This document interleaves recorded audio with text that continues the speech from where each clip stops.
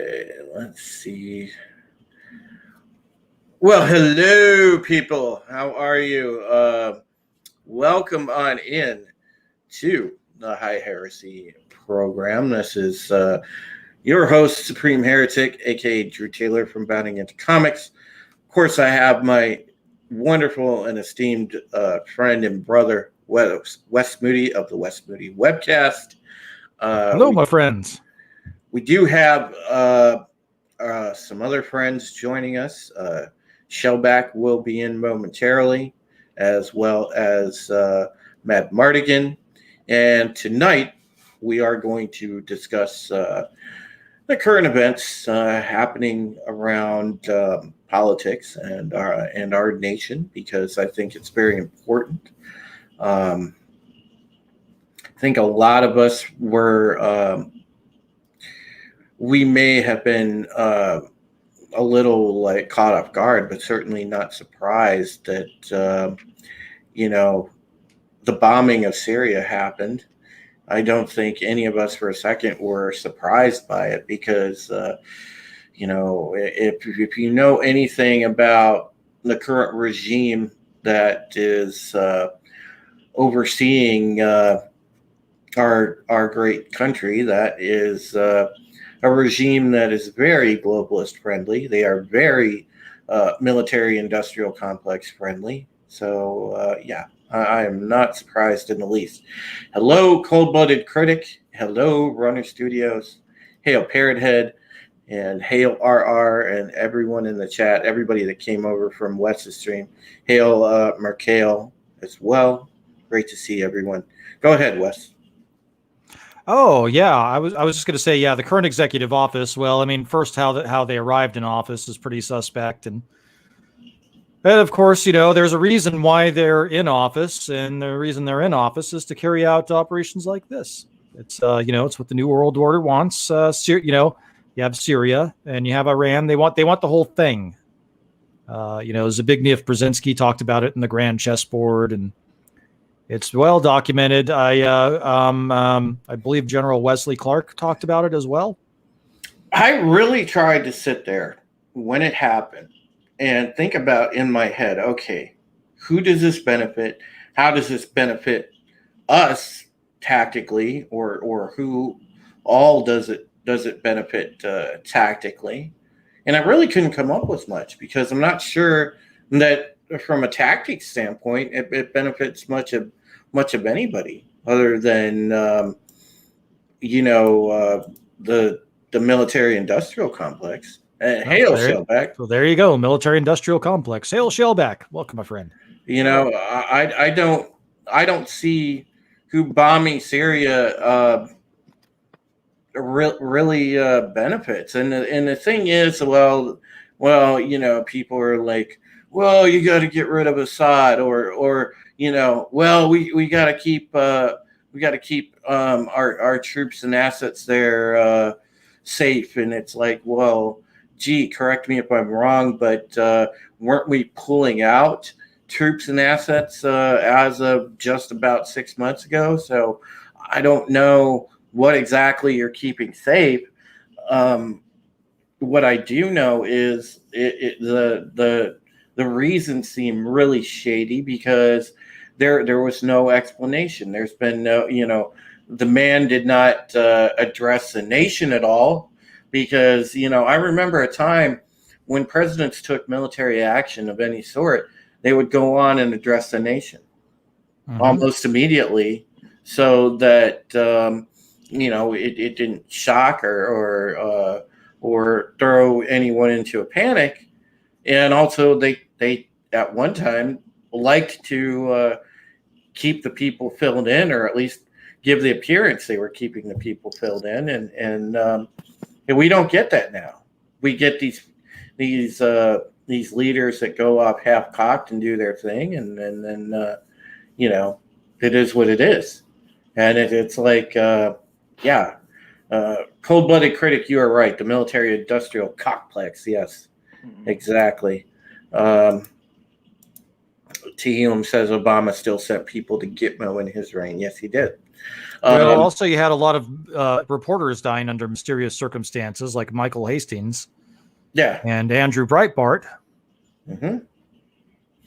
So there's that. I don't recall any of that happening during Trump's administration. No, and they didn't treat him very well either. Well, the only thing is, the only thing that people love to pin on Trump, the only death during his administration they love to pin on him is Khashoggi, and that is suspect at best. So and that's just the left being petty, essentially, is what that is.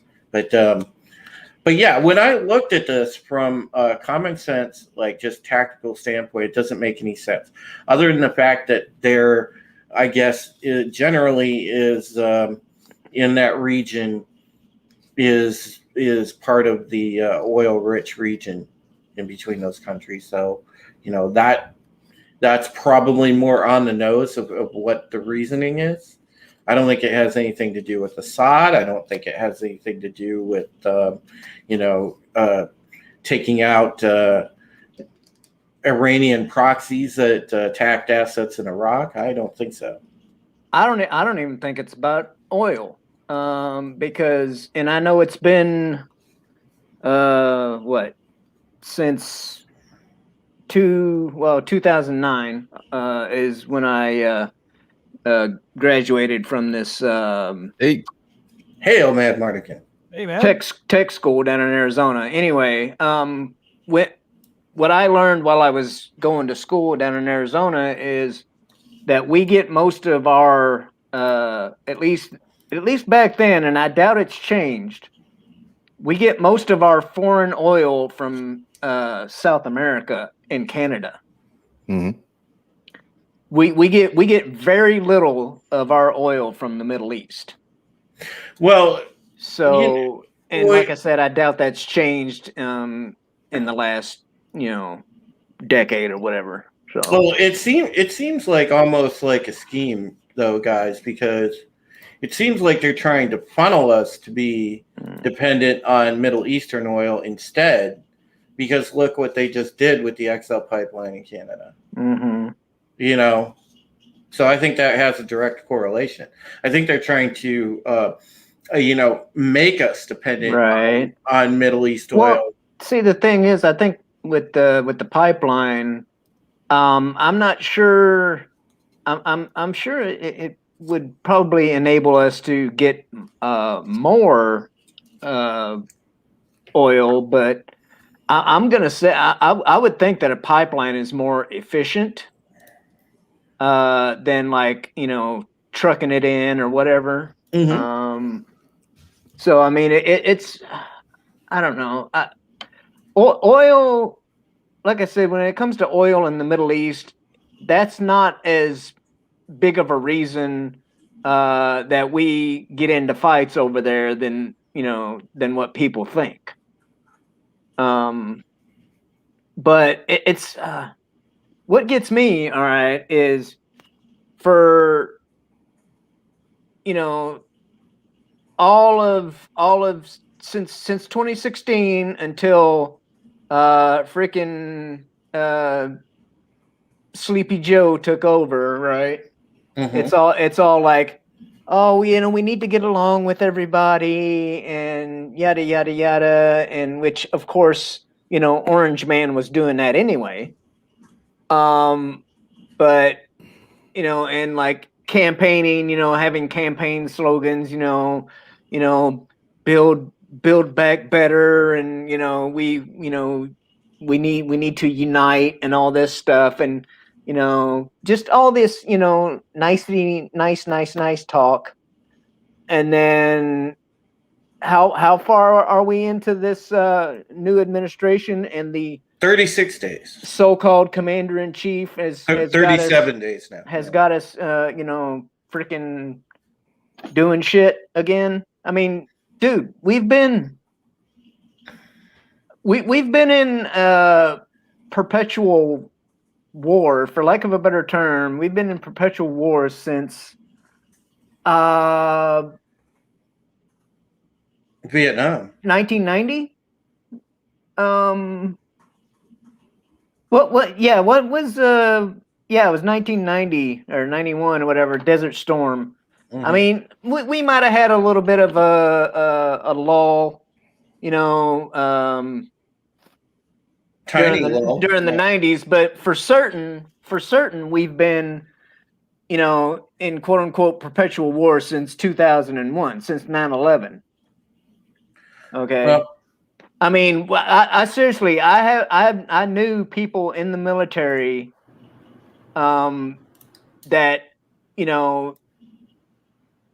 were retiring. When I went in, they were retiring, and they had been to the Middle East several times. I mean, like, people actually make a career, a military career, there's out of being in the sandbox. well, listen, there's Good money. there's contractors over there. We know that. Yeah.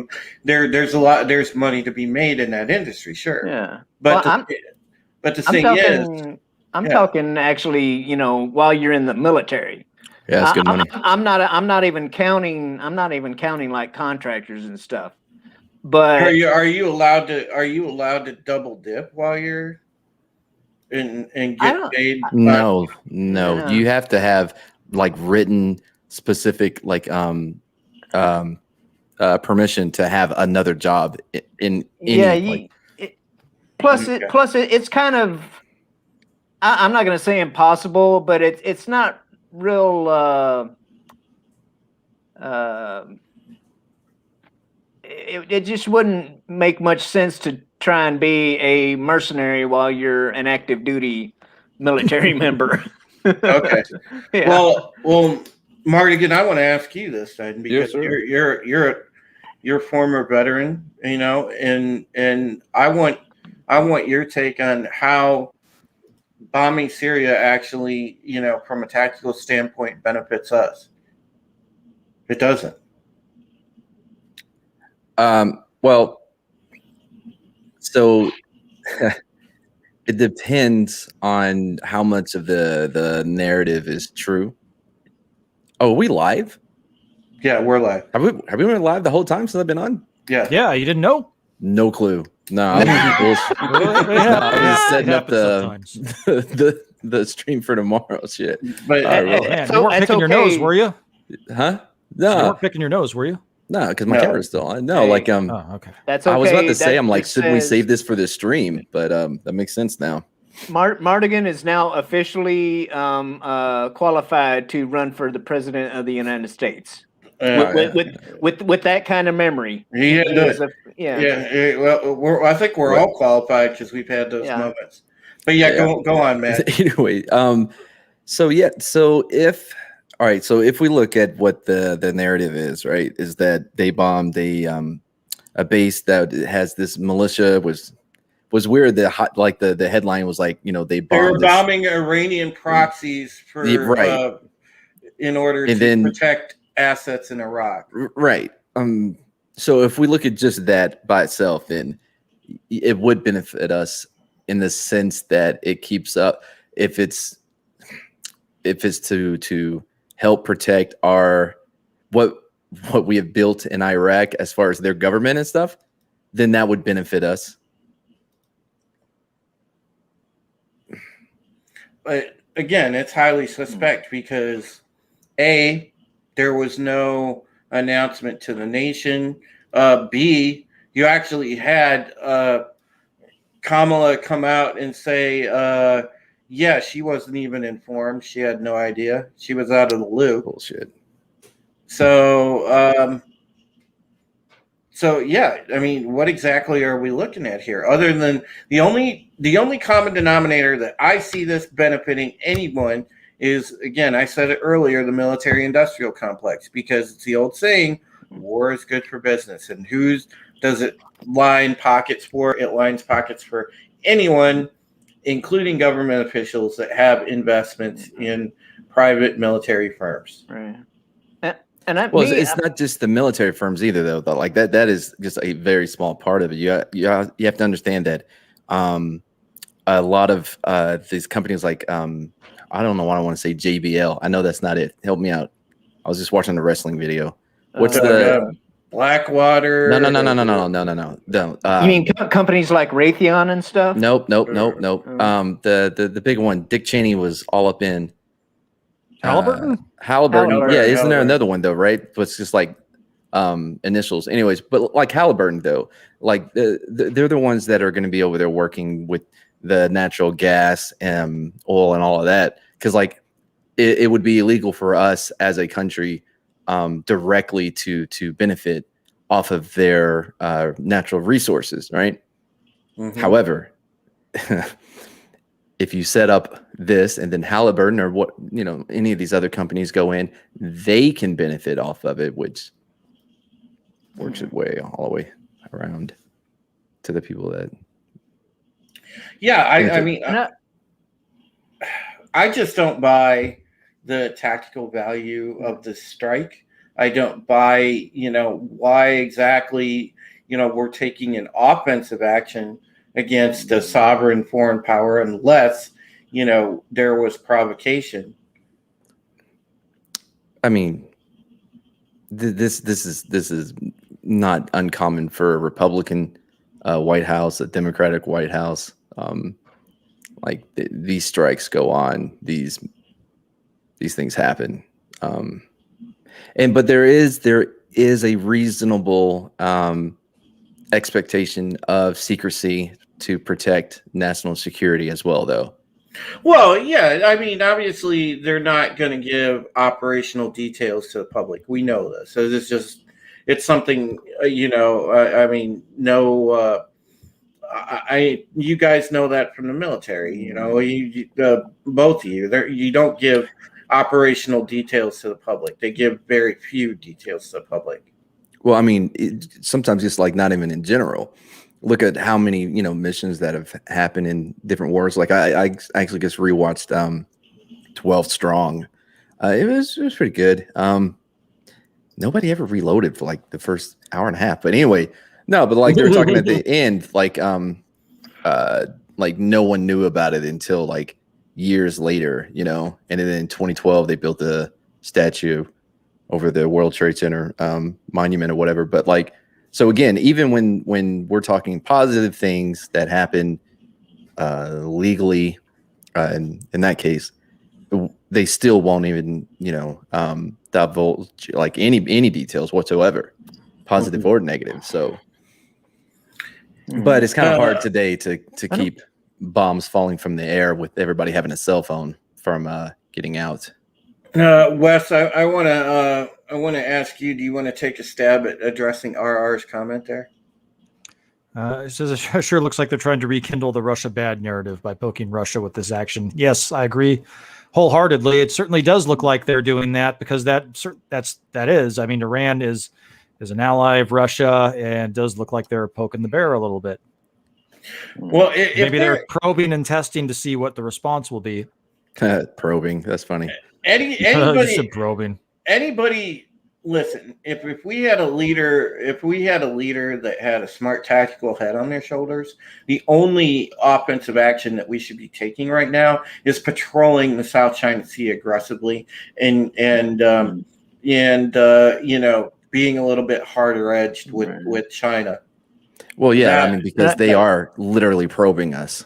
Yeah, that's what you should be focused on. Mm-hmm. Yet we are very friendly to China because, oh God, they've got so much investment in our country, blah, blah, blah, and it's just, it's sick. I mean, we roll over to them, but we go and start shit with people we have no business starting shit with. That's totally conceivable too, to, go over there and, mess with somebody who is friendly with Russia to take away from to take the focus away from China. Mm-hmm. And like, but both things can be true at the same time, though.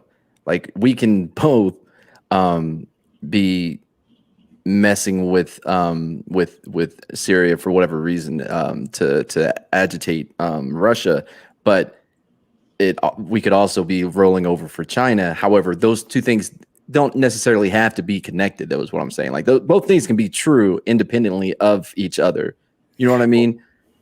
No, as I was alluding to earlier, though, too. But as we were talking about where our oil comes from. If you think about it, that's like I said, they could conceivably, with torpedoing the jobs in Ixnay and on the XL pipeline, you're essentially eventually going to have to look to stay oil dependent on Middle Eastern oil. And there's also that giant pipeline over there that is being built. Yeah, exactly. And people stand to make a lot of money privately among the, if they have investment in the corps that are not only building it, but the energy companies managing it. So, and politicians love to double dip that way, because how the hell do you think that they get so rich, folks? Because they're double dipping in investments like that. That's exactly what establishment politicians in Washington do. And that's why most of them are crooked and corrupt. And this is on both sides, and we know this. But, make no mistake, this is how the game is played. Well, the establishment guys, I think is what you're referring to when you and say, mainly the globalist people, yeah. when you say both sides. Mm-hmm. And here's one of my things. I don't really care about the quote unquote military industrial complex, because having been in the military, I'm all for somebody being able to use their skill sets that they learned in the military to make a living after they get out.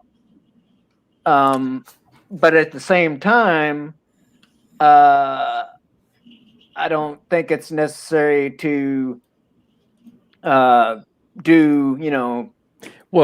when support. I don't think it's necessary to support the war effort, for lack of a better phrase, in order to make that living. Well, when we're talking about the military industrial complex, though, like that's a very limited view of it. Like I was talking about with Halliburton, all of that is a part of it.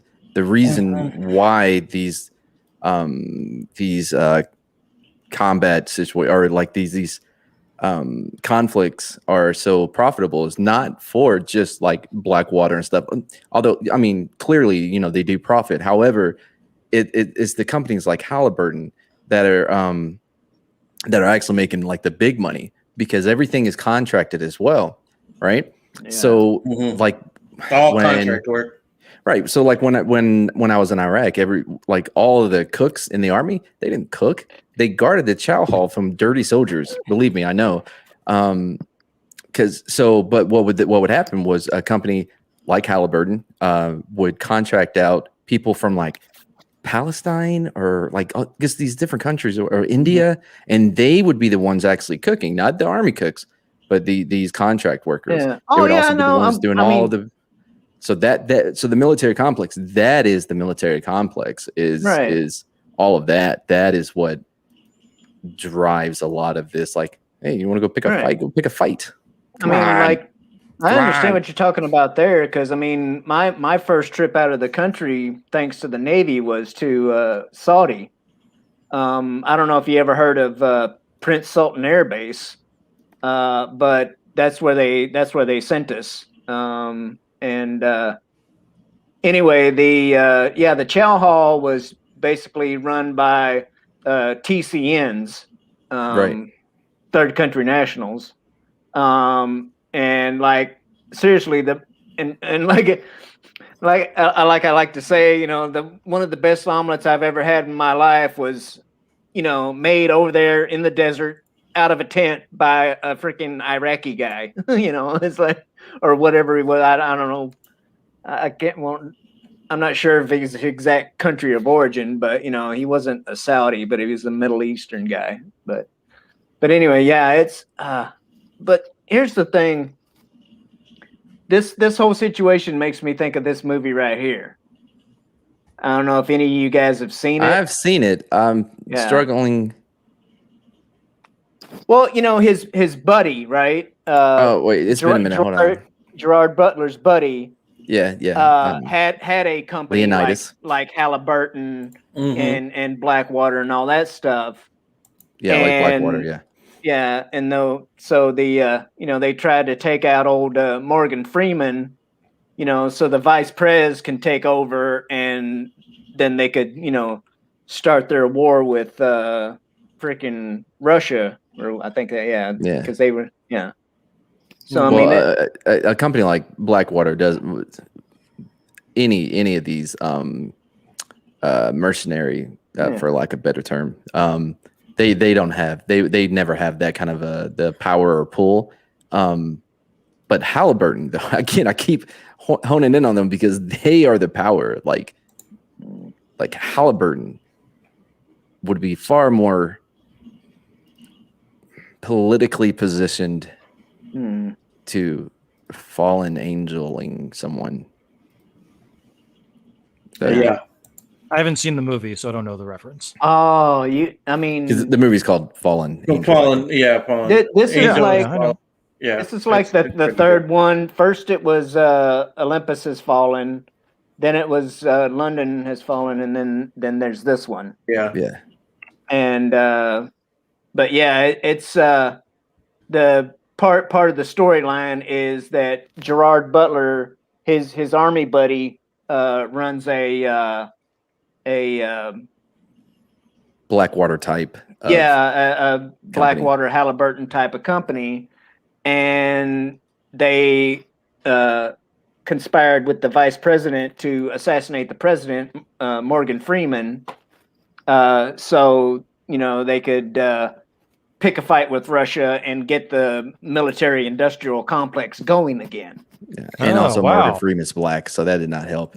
Well, Morgan Freeman's been the president in a few movies. He usually survives. Well, the thing is this too. You know, even a proxy war can be, you know, obviously like profitable. I mean, you don't have to have like a full on like war. If you can start enough brush fires or start a mid-sized conflict, you know, it can be profitable. But it's just well, like I said, we've been doing that since at least 2001. It just, I don't know. To me, this just screams like really shady and really unneeded. That's the first thing when I saw the news that we bombed Syria. That's the first thing that I felt when I reacted to it. Well, I mean, let's be honest though, Drew. Like, I feel like you would. That's a natural position for you to be in to question things, and I'm not saying that it's a bad thing. You know what I mean? But you're a very curious person. Like, you don't take everything at face value, anyways. So that's just a natural position for you to take. Does that make sense? Mm-hmm. Yeah, I totally get that. Yeah, totally get that. But I just want to be clear. Like, there is a reasonable. There is reason to make these type of moves on a global scale. I know, like we're always like, why can't we just keep to our own? Why do we always have to go put our nose in other people's business? There is reasons to do so because if we don't involve ourselves in conflicts, even though it may not directly affect us now, those things tend to grow. Look at ISIS and how quickly it grew. You know what I mean? Eventually, it will come here, and it could affect us either here or abroad with our assets that are abroad and allies. So there are occasions in situations where we do need to be involved in either hot conflicts or cold to protect us down the line. All right, not as much as we had been, though. Come on now. I want to go to Wes because it looks like he's going to say something. Go ahead, Wes.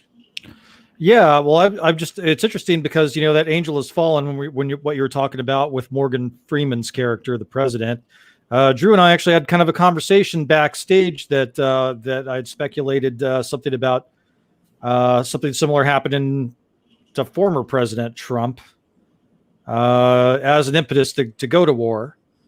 And so, yeah, I think because of what happened with the Iranian general whose name escapes me. Khashoggi? Yeah.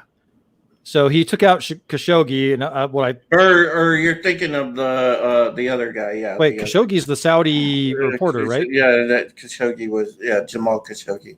The I forget what was Soleimani. Yeah, Soleimani. Mm. Yeah, so I wouldn't be at all surprised if the deep state didn't take out Trump and blame it on the Iranians to whip up the military-industrial complex. We're all Americans and we stand together, and when they assassinate our president, a former president, then we, that kind of thing. Mm-hmm. And that would take care of two of their problems. Talk about double dipping. The deep state loves doing stuff like that. Yeah, it's something that they could definitely put designs on. I wouldn't doubt the validity of that. I mean, that's a hell of a hypothesis, and even just a virtual scenario, because that's something you expect from them. Something we would expect from them. Your normies or your general public. Normies don't. They're still in the fog, if you will. But the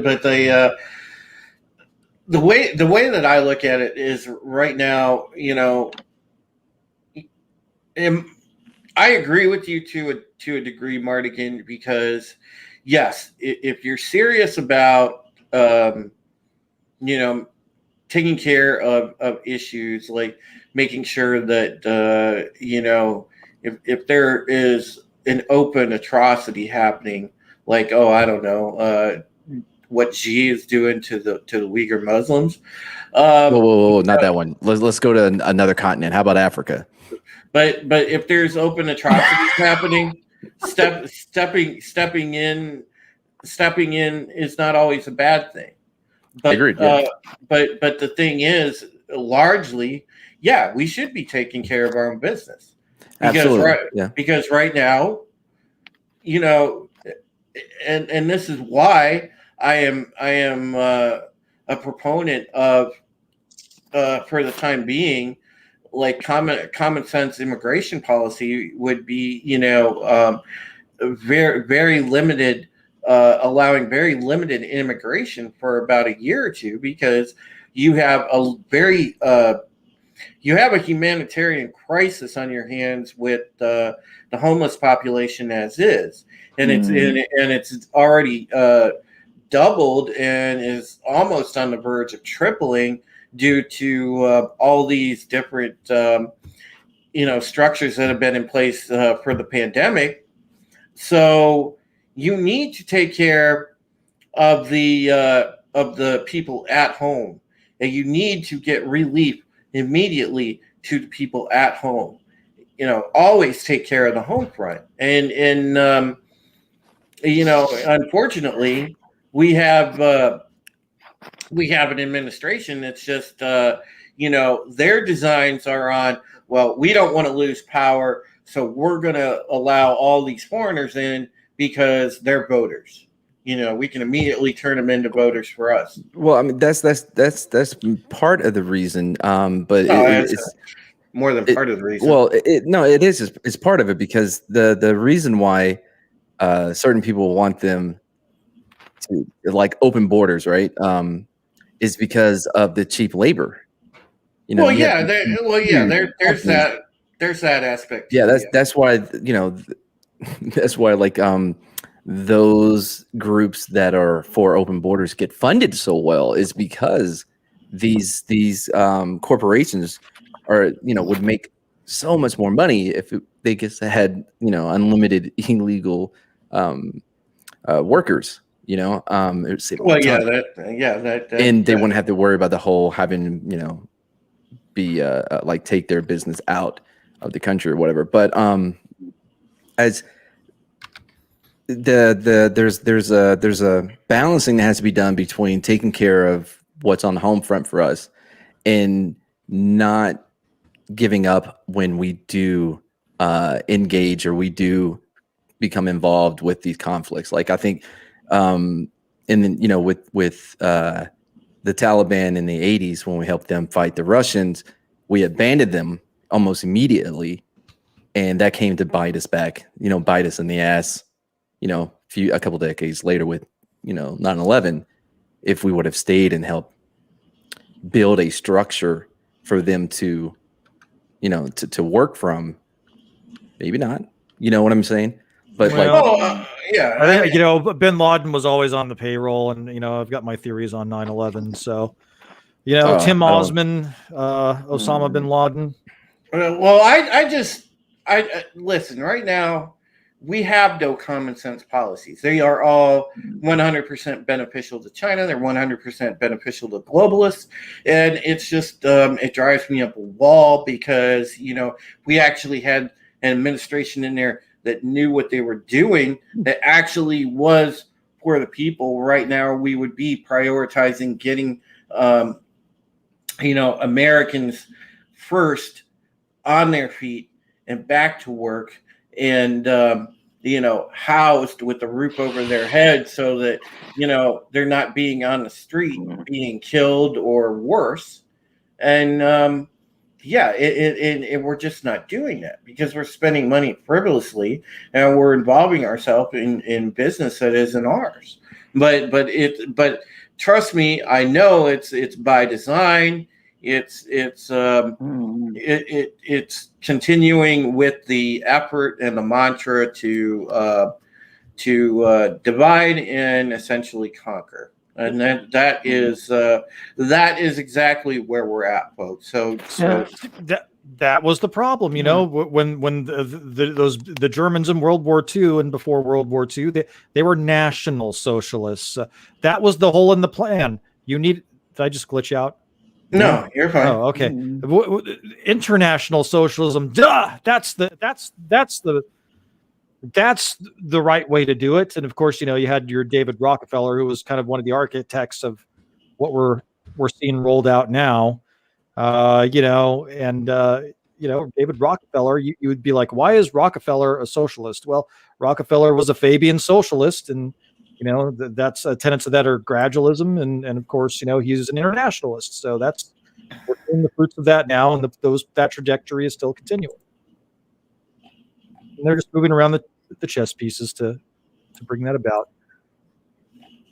Yeah, I also I just before we move on to next topic. I mean, I just want to address again. I hope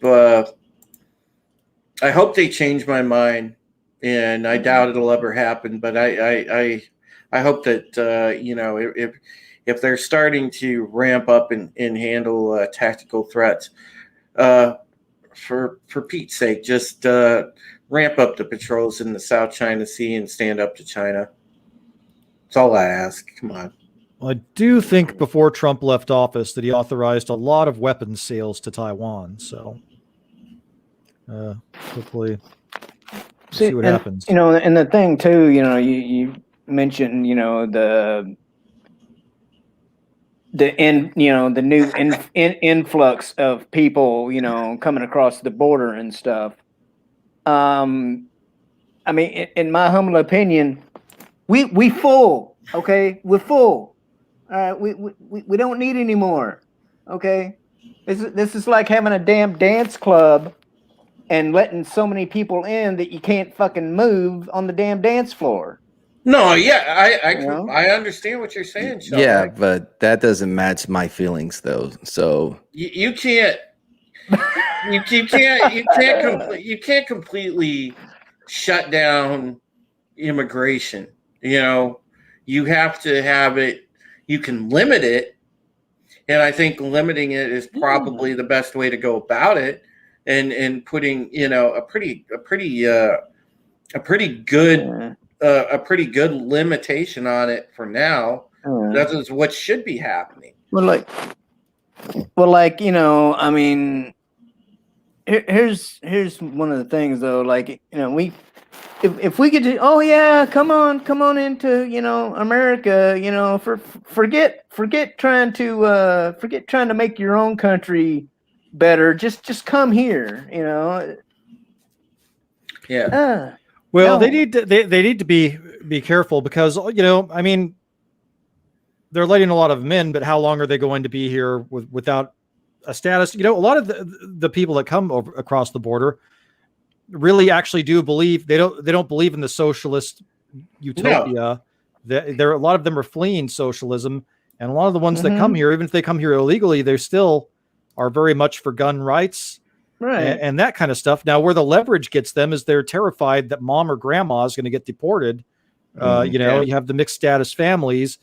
And so it's just like that one issue, it's personal to a lot of them that are here that are in those mixed status families. And, it's just, you have to appeal to them, to their, the American side of the first generation. Right. That's Which here. if they would have came here legally in the first place, they wouldn't have to worry about that shit. Oh, well, I'm not disagreeing. I'm agreeing with you. On the other side of the coin, before whoever watches this, thinks I'm like a total asshole. I mean, you are though. If you hush. If you do happen to make it into this country improperly, and we find you, Jesus, Wookie. Instead of, I mean, there are some people, if they've got a criminal record, put them back to where they, throw them back over the fence. But if they don't have any record whatsoever, be like, okay, well, now your paperwork trail begins, okay, and you put them on like a probationary freaking time period. Whatever, like if they would have done it correctly the first time, make it the same, make it the same deal. It's like, okay, well, in 10 years or whatever, whatever time period, then we'll let you be a U.S. citizen, but none of this freaking. So there has to be some sort of stipulation, Mad, what happened when you stopped someone and for drunk driving or whatever, and they turned out to be here in the country illegally? Well, so there's some things that depend, and that I'm in San Antonio as well, so this happened quite often. The first thing is if they're drunk, ICE isn't coming to pick them up. They're just not going to, and a lot of it would be a struggle just to get them to come out. You know what I mean? Like you keep putting them on the intox to see what their BAC is, just hoping that it's low enough to where you're like, no, he's fine. And hope by the time they get there, maybe, you know what I mean, it's out of his system. But it just depends. Like I remember I hooked up this one dude. It was for a DWI, and he spoke no English, right? So I had to have Goody come out and translate for me. Anyway, do the whole thing, do the SFSTs, right? Get him in the car, and we're rolling. He goes, well, I guess it's back to Mexico for me. I'm like, what the fuck? Like, what happened to not speaking English? It doesn't matter now.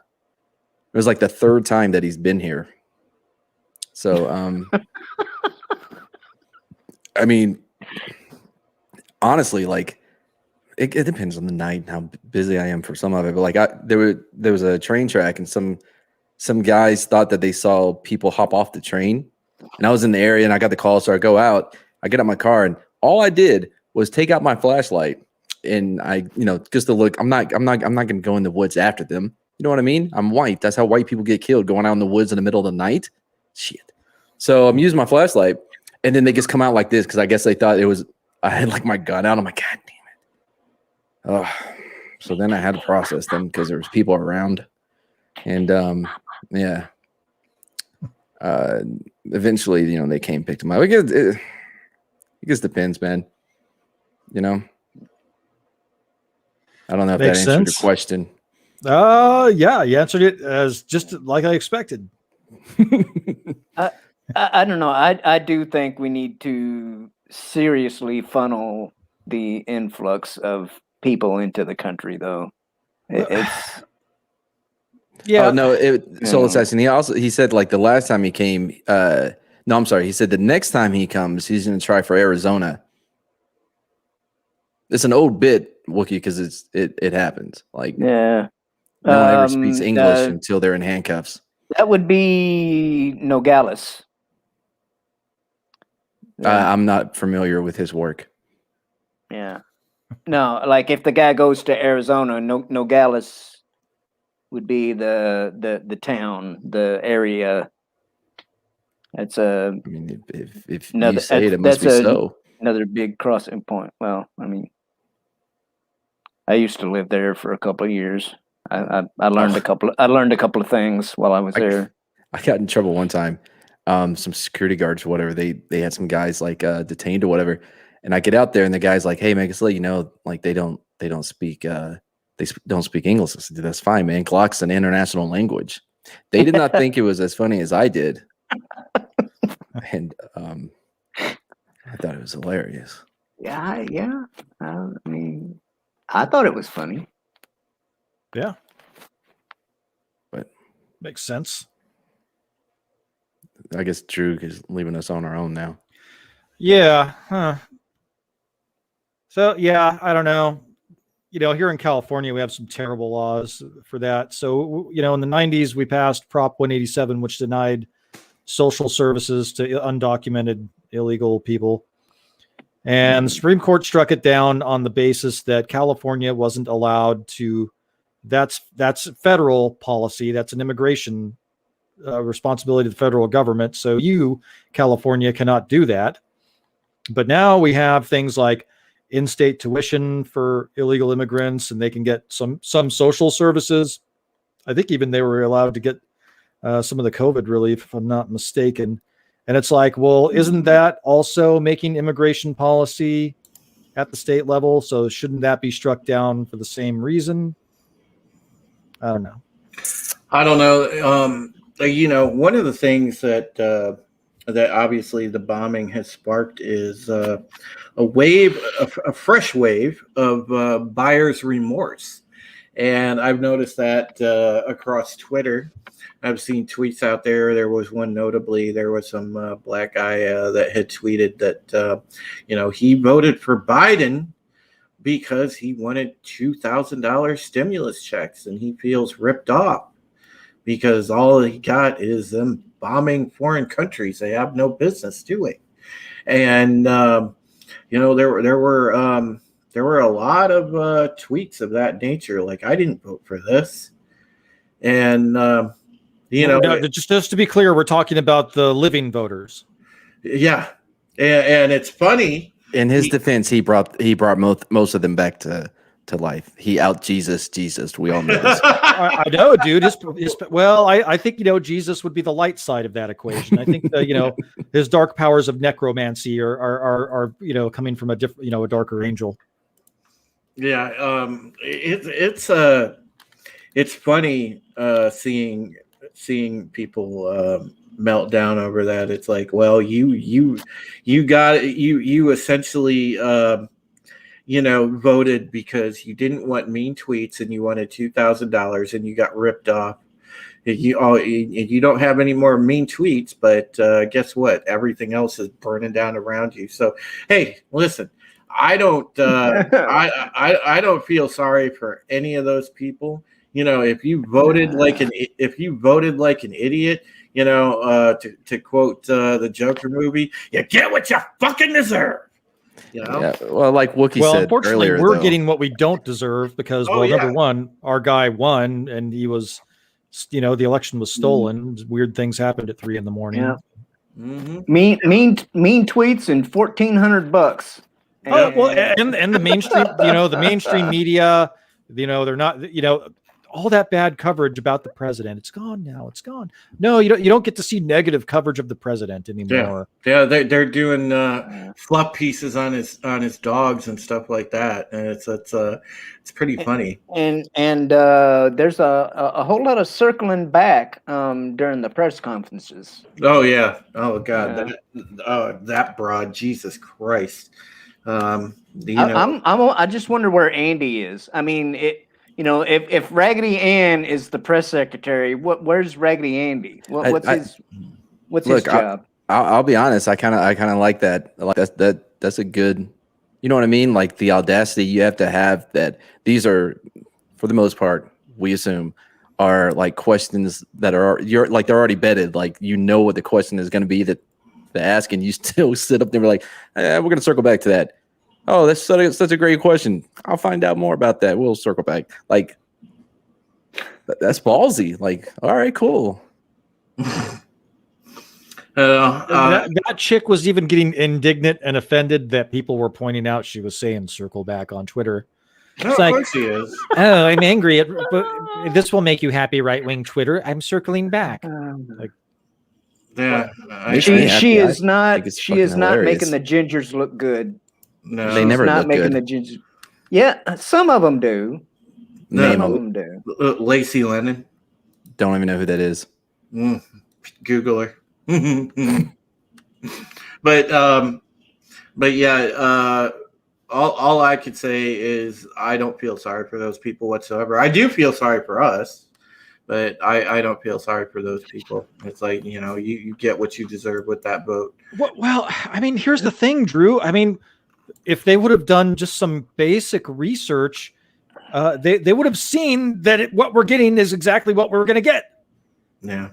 I mean, again, I have an opinion about the election. I do. I don't think it was on the up and up. I think monkey business was afoot. Wait, you really don't? This is the first I'm hearing of it, Wes. I know. It's shocking. It's shocking. Yeah. But for the living people that are admitted and could be possibly confirmed Biden voters that are voicing these concerns, I'm just like, I'm stunned at how low information they are. It's like, it's just like you were saying, Drew. It's like, oh, Orange Man bad, mean tweets bad. Media says bad, Biden good, and then he gets in there and it's like, what the fuck you were expecting? You could have done some basic research, you freaking morons. And Trump, by the way, was pushing for the $2,000, and Pelosi denied it. Yeah, way before that. I'm getting mad. Well, see, they're they think they're actually smart when it's more like they're really brainless. Okay, and they drink the Kool-Aid, and they're totally on board with everything they hear on CNN and MSNBC, and they're totally run by their fifis, with no, with no other logic. It's just totally their feelings, So, and now they're like, a little bit of the daylight. Okay, a little bit of the daylight is actually starting to come through the blinds. And they're not liking it. Yep. Well, the funny thing about it is that these people never did any research. These are part of the activist crowd, the people that march along to the narrative that they're fed, and that's all they know. They're led around by their nose. They're going to do what they're told, and I think that we are at least capable of critical thought. We're capable of free thinking. I've never been a traditional, I'm going to vote down the ballot, all conservative type of people. I have never voted that way. I have never voted down the ballot liberal. I have voted, till I feel who has the merit to do the job, and who has the right policies to actually get things done for the country. But all I ask out of my, political candidates is put damn country first.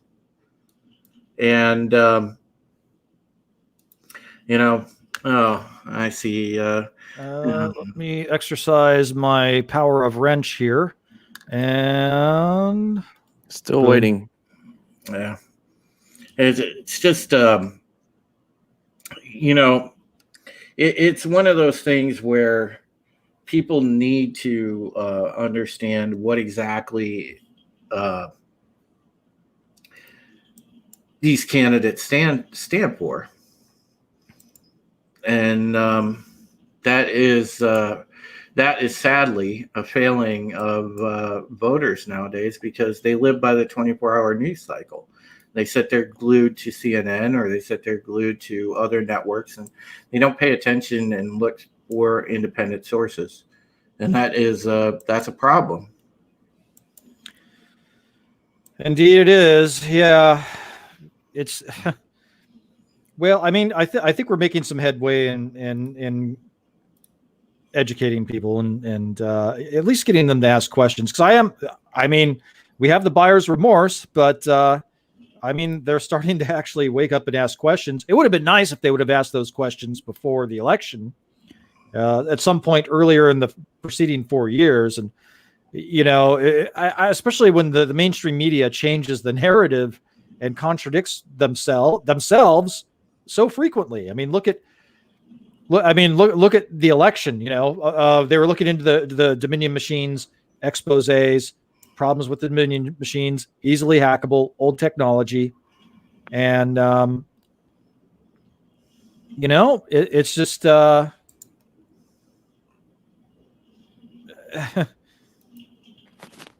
it's, hold on. I have to exercise my power of wrench again. It's ridiculous. And then they flip the narrative to it's the most, it's the cleanest election we've ever had. I mean, you would think that would raise some questions. You think that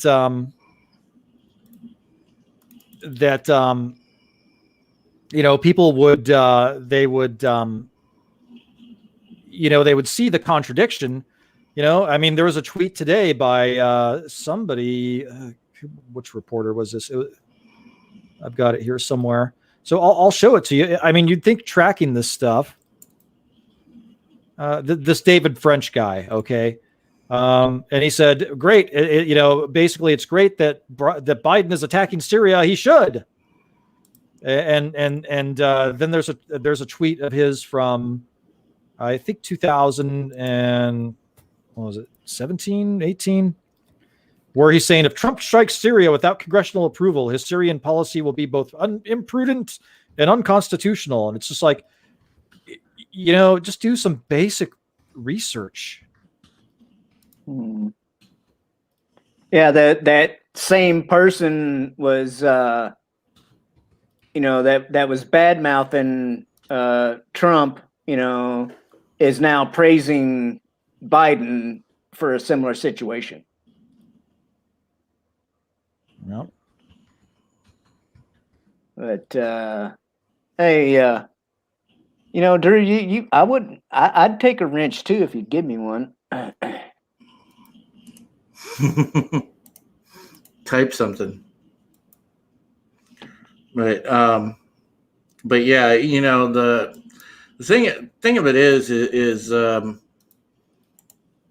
yeah, we need to go and keep continually trying to wake these people up, because I do believe some can be reached, and it's just going to be a matter of time. And it unfortunately is going to take a tragedy to probably wake people. I don't know. But eventually it will, and eventually a lot more people will wake up.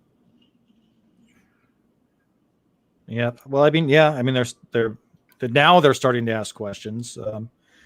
but it's interesting, you know. I mean, I don't want to call anybody out, but you know, I mean,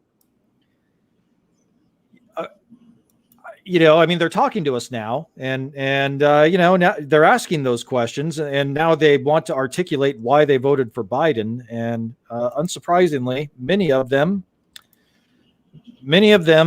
voted for Biden because of an emotional response. I look at Trump and I see a racist, is the response, and it's like, well, I mean, we all have feelings and we all have gut responses and things that activate our lizard brain. You know,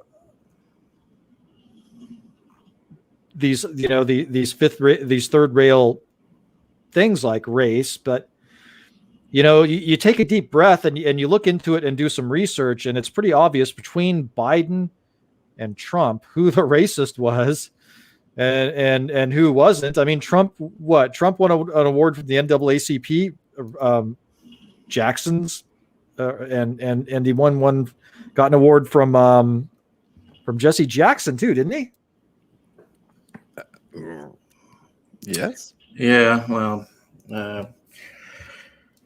I have strong opinions about Mr. Jackson as well. Well, I do too, and as well as I do about Mr. Sharpton, because you know, they've been perpetuating the systemic racism type of grift for years, and they've been at the spearhead of race baiting in this country. And you know, they aren't good people. They aren't civil rights leaders as people portray them to be. No, they are pale in comparison to Dr. King or people that actually made organic strides in equality, in the fight for equality. You know, and it really, really drives me up a wall to see all of this faux activism, because it flies in the face of what so many civil rights leaders actually did. And you know, oh, sorry, go ahead. No, yes, Moira, exactly, Malcolm X. Yeah, I mean, I agree with you, Drew, but I'm saying as a perception of the lefties that those are good dudes. I mean, you and I know that Sharpton and Jackson are both grifters and probably in with the New World Order, especially Jackson. And you know, I mean, you don't get fantastically wealthy being a civil rights activist, okay? You don't get a son in Congress by being, anti-establishment, okay?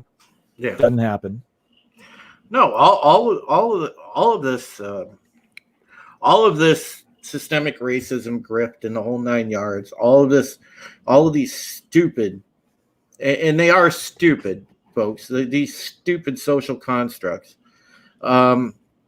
It started from them and their stuff that they were stirring up way back since late 70s, early 80s, mid 80s. Yeah, they led the charge on a lot of this. And it's sad, again, because all the organic progress that the equality movements have made has been essentially erased because this faux activism, the bullshit that it's built on, and it's the same way with feminism. It's the same with gay rights. All of this stuff, the way that it is explained logically now, there is no logic to it. It's built on very flimsy logic. It's built on a house of cards, essentially, because as soon as you disprove something and poke holes in it, the whole thing comes crashing down. But people are too stupid or too ignorant to see through that. And I don't understand how, because anyone with common sense can see through that. You could see clearly the difference between forced progress and organic progress. And organic progress was happening before all this stuff came along, and now it isn't. Well, yeah, but because now we haven't progressed. We've regressed. Yes, we have regressed. I mean, the way things are right now, we're basically practicing another form of Jim Crow right now. Mm-hmm. Absolutely. And the more people that are kicked out of the Cool Kids Club, aka like the Asians, because I'm gonna mention this because I am Asian. There's what? Who? We are kicked out of the Cool Kids Club. We are no longer considered like victims or people of color or whatever credentials we were supposed to have to be in that club in the first place. Yeah, we're kicked out, and I love how you've got all these companies coming out now and virtue signaling. Oh, we denounce the violence against Asian people in San Francisco and in the bigger cities where it's happening. Well, if you're going to denounce it, denounce the people that are doing the fucking violence on Asian. They did. People. And did they really? Where did they call it? White supremacists. They said it in New York. They had a whole march. I mean, that attack was by a black guy, true, but. Dude, it's 100% like mainly black people beating up Asians. All the videos I've seen of Asian people getting beat up has been from, guess what? It's been from the hood dwellers. It ain't from the friggin', like the yuppie white folks. Tell you that right now.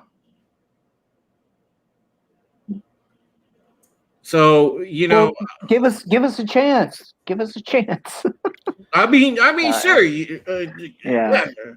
I mean, it just pisses me off because I'm sick of trying to walk on eggshells and not address the elephant in the room. And that's the fact that you go back to the statistics, the disproportionate statistic on most violent crime is that it's committed by a certain racial group. And you know what that group is.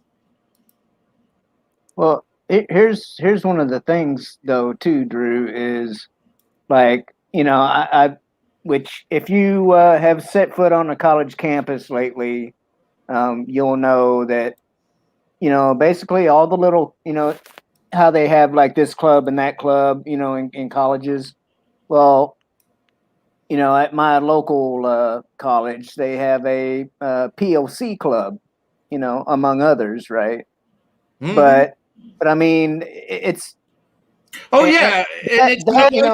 certain clubs, and then even like in the curriculum, like with the exception of math class, it always like an English class and all the other classes, the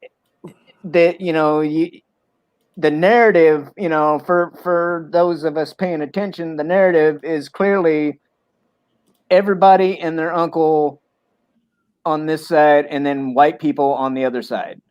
It's like everything is set up, to hate whitey or to make whitey feel guilty about being white or, this, things of that nature, and it's like I said, that's what I'm talking about with, kind of like regressing back to, Jim Crow type stuff. It's like they're,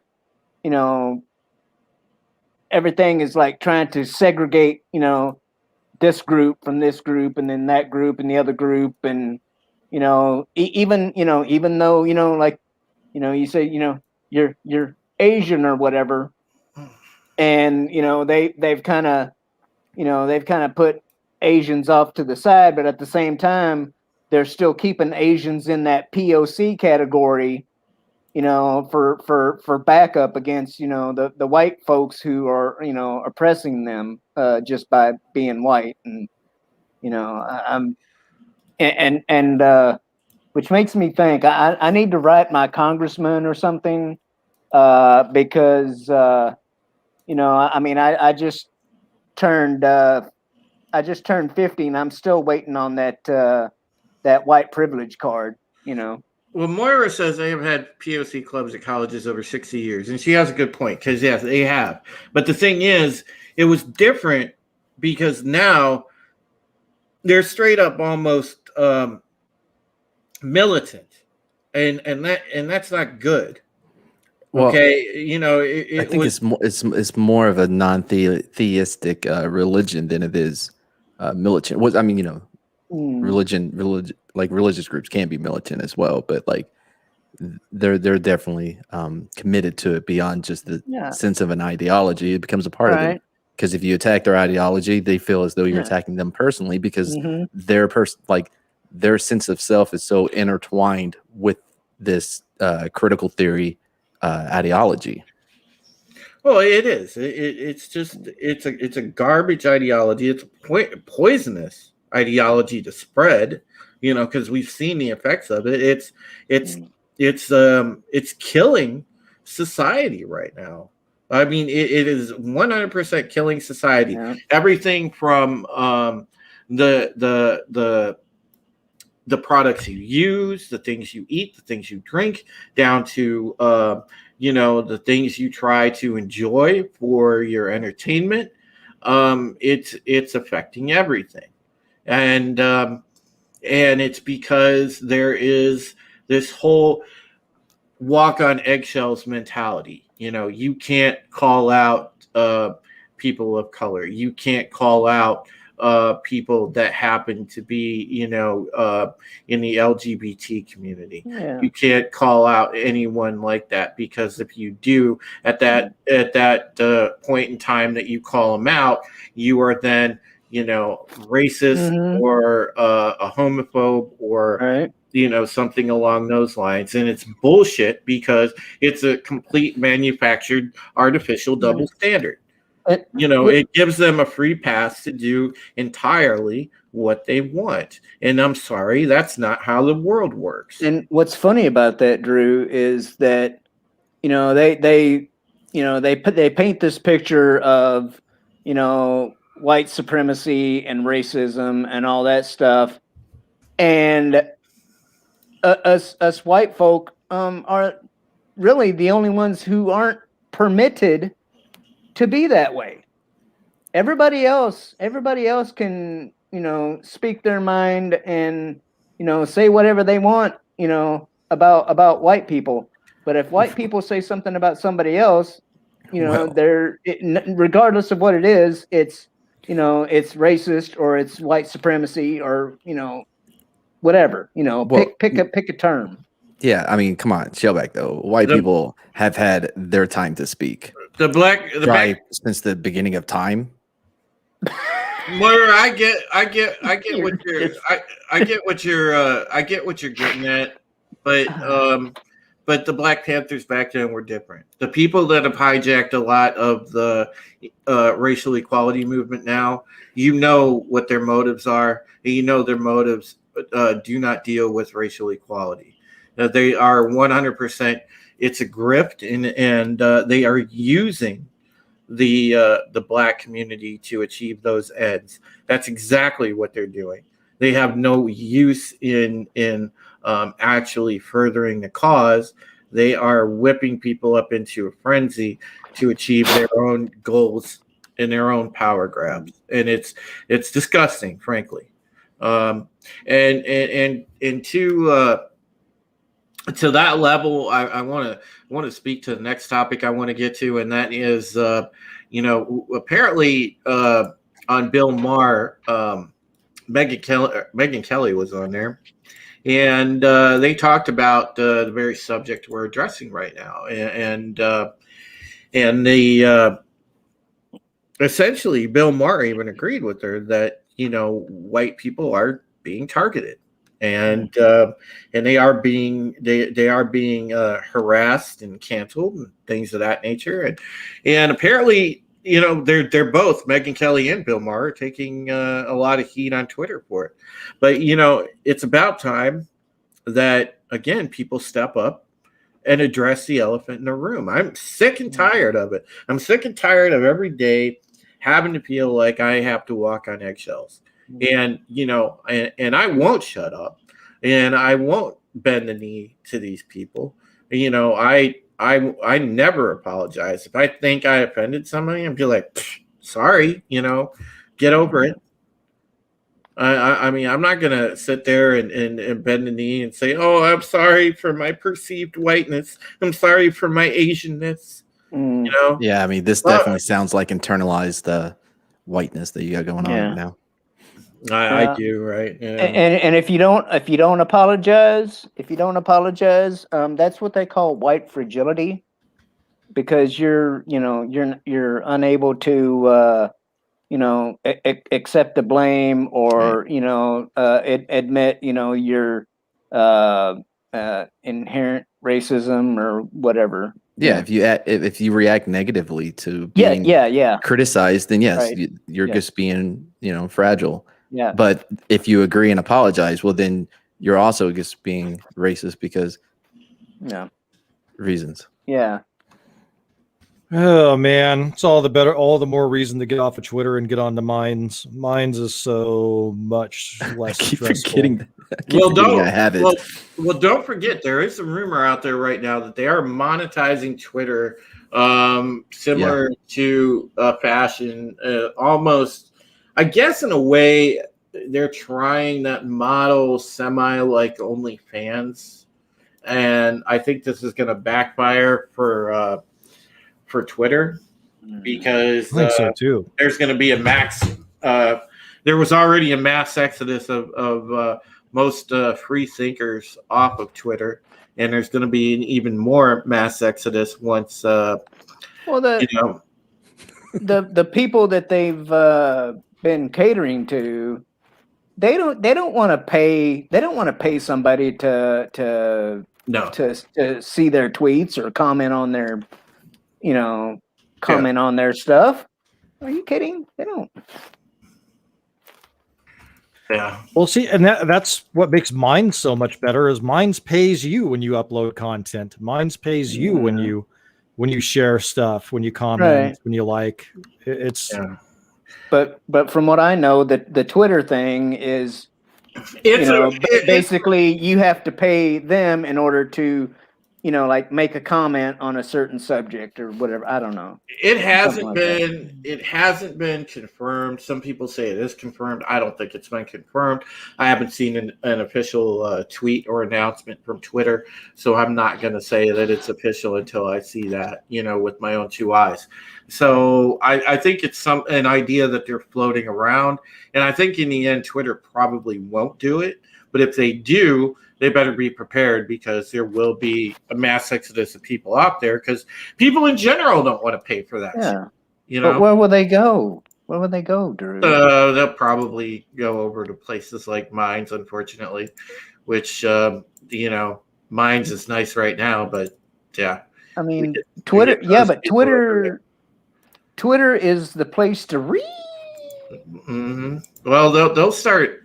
Listen, these people are like a plague. They will start invading the spaces that we've gone to. So it's just a matter of time. They're going to follow us over there, because they always do. Well, I can't help but think that a lot of these people are sock puppet accounts and are bots, which is what they accuse us of. But because just so many of them say the exact same things. And when they dogpile, it's like you see a lot of the same. There's a reason they call them NPCs, right? Well, part of that though is because they're all going off the same ideology. I love that comment, Mike. Nice. Because nice RR. Think about it as like speaking to different individuals, but all from the same like religious group. Like the most advent, like evangelicals, they're all going to reference, and they're all going to recite from the same place. Same thing here. You see all these people reciting the same things because they're all reading and consuming the same ideology in what their priest their leadership says, whether it be Michael Canny, whatever his name is, X, or D'Angelo, Robin D'Angelo, or any of those. It's all going to sound the same, and it's all going to, everything that they do is on purpose as well. Like the reason why they always are coming up with new terminology is to make it less. It's gatekeeping so that people can't really get in and see. So on the surface, it's like anti-racist. Wow, that sounds just like a super, tolerant person. Like so not racist that they're anti. You get what I'm saying? So like it on the surface, it looks okay. And by having terminology that's very difficult, like you have to really Google every other word to find out the new meaning for it. Like with equity, like they took that term and made it into something different. But it keeps people from really knowing what it is. Scientology, right? Mm-hmm. You couldn't like find out about Zemu and all the fun stuff until like you reach like OT level 13 or some shit, right? And you get walked into a bank and they bring out the box and you open it, you know what I mean? But you had to pay a lot of money to get to OT 13 to be able to find out the good shit. Same thing, Wiki supremacy says if I pay for it, I should be able to make death threats. Well, yeah, I mean, it's not like they don't. Solid point. Oh man! All right, I wanted to share this because it's kind of this is the next topic I want to get to. It's pretty important, and this is from. I'd like you to share that background a little bit. That's Lady Death, man. Lady Death is a legend, man. Hell yeah! But there, Abigail Schreier on Twitter, she made a good thread here, and it's about the fact that Amazon has begun deleting books, and they claim the right now to bar all books that are inappropriate or offensive. And of course, nearly every book worth reading could be characterized as inappropriate or offensive to someone, especially ones that make you think, obviously, and I'm sure that many of us who are readers out there, we read to learn new things, to have our worldview possibly expanded or have our mind challenged. And now more and more, you're running into a situation where the companies are determining for you what content is suitable for you, and it's getting out of control. This is the worst censorship that I've seen, and this goes beyond the PMRC of the 80s. And this is bad. It's funny, Drew, when you talk about stuff like that, right? That particular gentleman from Austria during the 30s and 40s. Oh, the one with the mustache? Yeah, the one with the mustache that they were always Charlie Chapman? Yeah, the one they were always comparing Trump to. Mm-hmm. Even the book he wrote, you could learn a lot from, and not as a guide, but to be like him, but just to understand somebody of that nature and not be like that. Yeah. I'm going to pivot real quick. So I guess got Free Speech by Andrew Doyle, and I like Tatiana McGrath's stuff better, but this guy's okay. And I'm actually surprised that, because it just came out like yesterday, maybe the day before, and I'm surprised that it wasn't already banned. Yeah. Well, this comes from the world's largest bookseller, folks. So this is they'll go and they'll sell things like great titles such as The Anarchist Cookbook, available for $26.99. You can buy it right now. When Harry Became Sally, responding to the trans movement there. And then obviously they also sell some variant these books are supposedly non-hateful, right? Let's see. Fuck TERFs. TERF And genocide. serfs. This machine kills TERFs, and TERFs are trash. And yeah, it's just this is terrible, but it's a double standard. This is allowed by Amazon, but you know, if you see a book from a conservative point of view or anything that happens to be right of the ultra left narrative, it is going to be shut down within a very quick period of time. Believe that. And it's, and Well, it's, I mean, it sucks. It sucks. I just like the book I just mentioned isn't banned. So I don't think it's at that scale yet. I think it's still very, like, they're still like being very picky about which ones they're banning, because like I have this one, I still have all my Titiana McGraths, I got plenty of Ben Shapiro.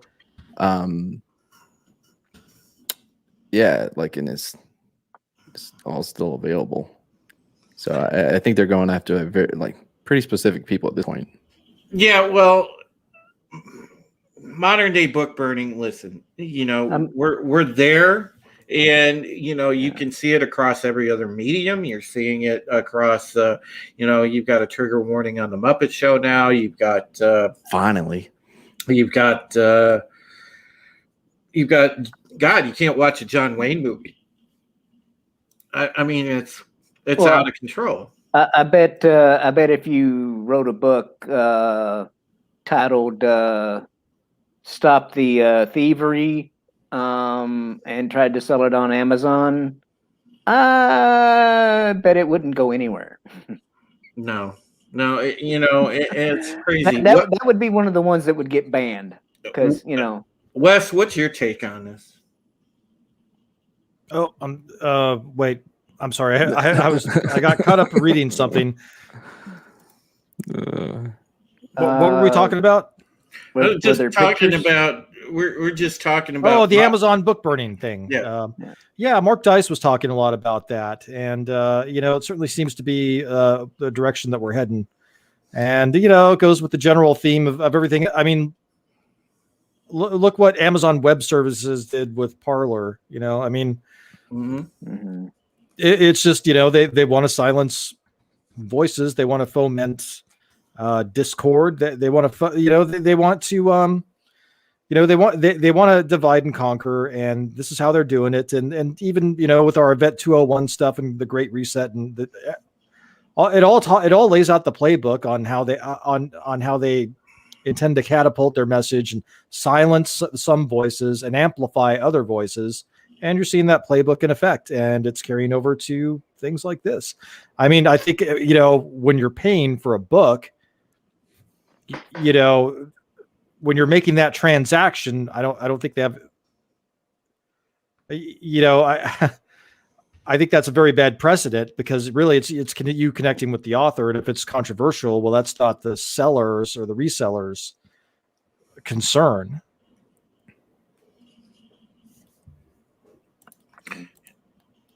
Yeah, it's getting awful, and the thing is you know, you're gonna get this. I think even worse, because I don't see it slowing down. I don't see it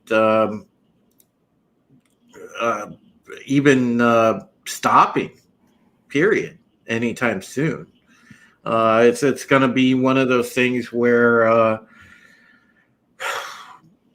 going to take a huge cultural movement to overturn this. Somebody's going to have to really expose the hypocrisy and blow up that house of cards that we were talking about, with the social constructs behind all of this nonsense, so that you know, the entire world can see it, and the culture gets changed. Yeah. Wookiee supremacy. We may just get to do that in the near future. It might happen. Mm-hmm. It might happen. Yep. Yeah. Yeah, and while you can buy Kai's book on there, at least you could go on Amazon. Is he in there? Is he in the chat? I'm not looking. Yeah, Kai's in here, and he's in the chat. Let me throw a link in there to his book. That didn't take him long. Hail, Jedi Bill. Great to see you, buddy. I'm going to talk about as well while we're talking about crazy activist stuff. By the way, my colleagues over at Bounding wrote a hell of a good article today, and we were reporting on the fact that Warner just hired a left-wing political activist to write the new Superman movie, and John Trent did a great story on it.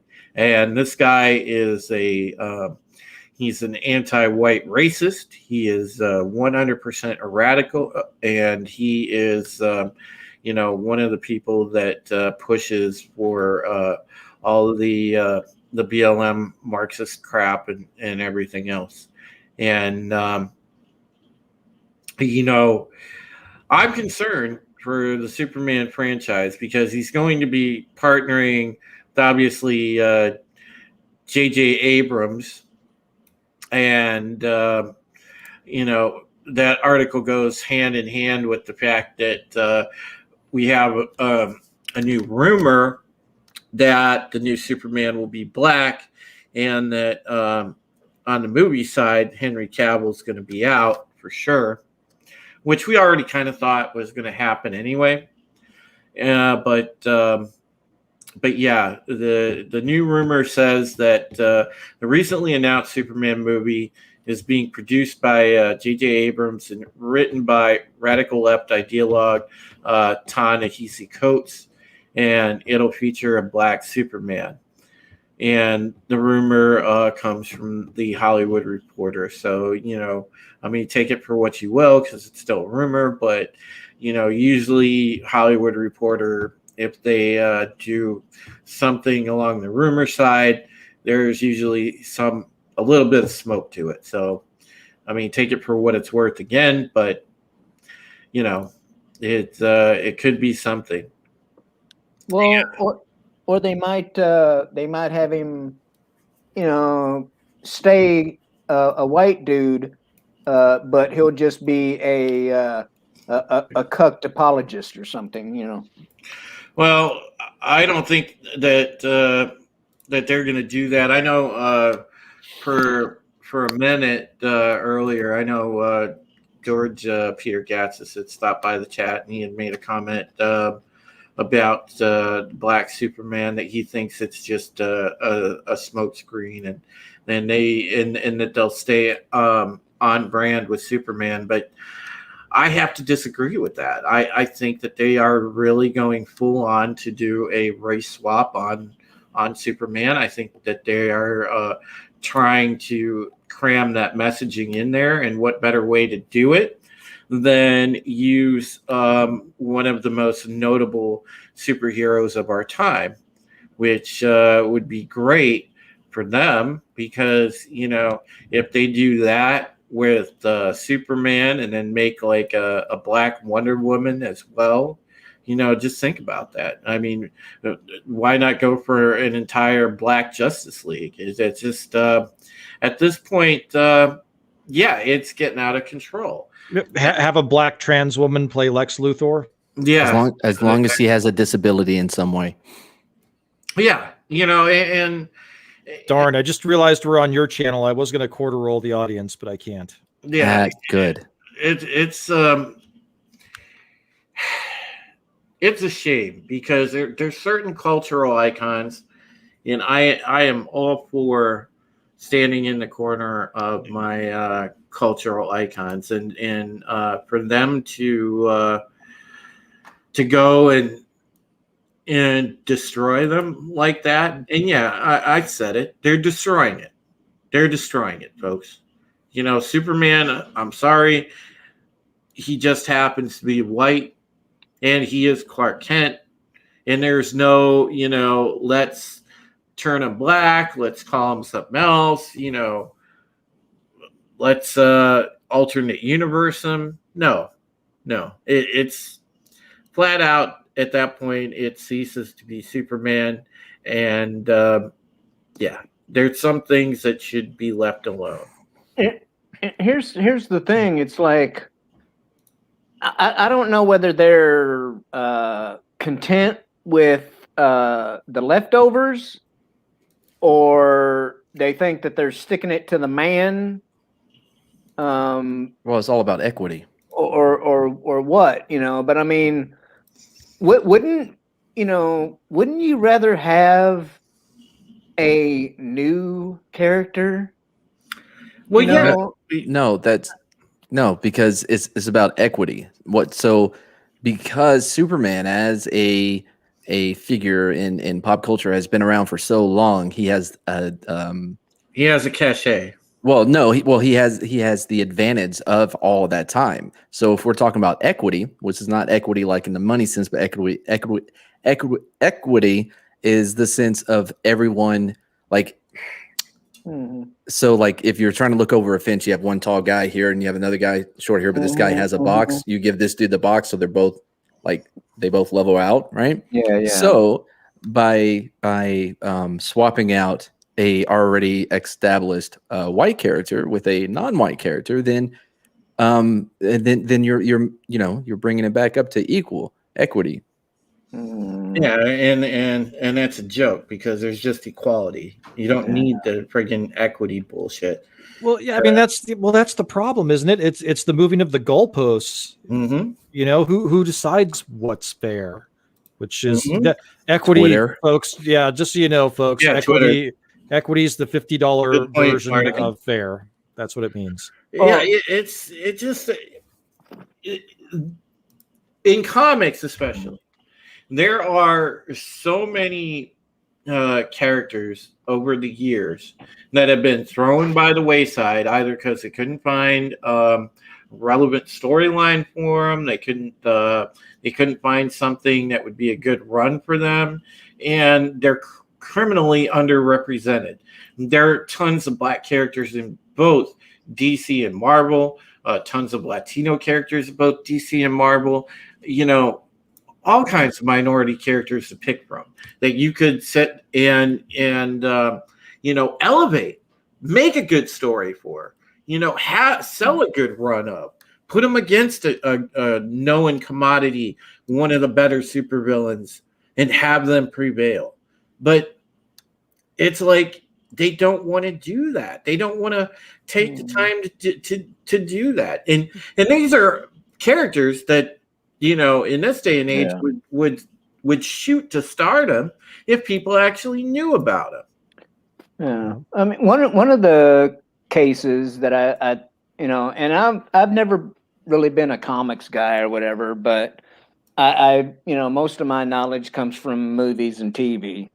So like I've seen the cartoon to know that like Green Lantern, right? Hal Jordan. Yeah. Hal was awesome, dude. White dude, okay. But when they had a black guy, a black Green Lantern, guess what? His name wasn't Hal Jordan. He was an entirely different dude. Yep. So it's like that's what I'm talking about. I mean, if you want, well, that doesn't match my lived experience. So, I mean, you've got so many characters begging for good stories that they could do something with, and they want to sit there and fuck with the legacy characters because they know that they can directly control people by changing it around. But all they're doing is pissing people off. They're not controlling people. They're pissing people off because nobody wants this shit. And it just makes it, it just makes it even more of a case for fans to want to gatekeep their shit. And, and I am a proponent now of gatekeeping our shit. We need to, whether it's video games, whether it's comics, whether it's You know, the fact that we love Star Wars, Star Trek, whatever you like, movie and TV wise. Yeah, gatekeep your shit. Tell these people to hit the bricks, get the fuck out. Because you know what? You know, they're posers anyway. They don't like the shit. So, you know, tell them, get the fuck out. I would. And like, you know, somebody thinks that they're doing something, right? But then you have gentlemen like young Ripa, Eric July, that's like, no, I don't, he's like, I don't want a black, Superman or a black, whatever. Give me a new character, Mm-hmm. Exactly.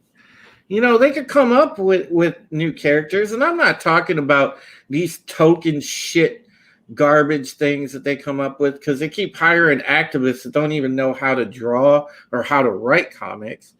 And so they come up with garbage like the New Warriors and stuff. No, if you're gonna make a new they were awesome.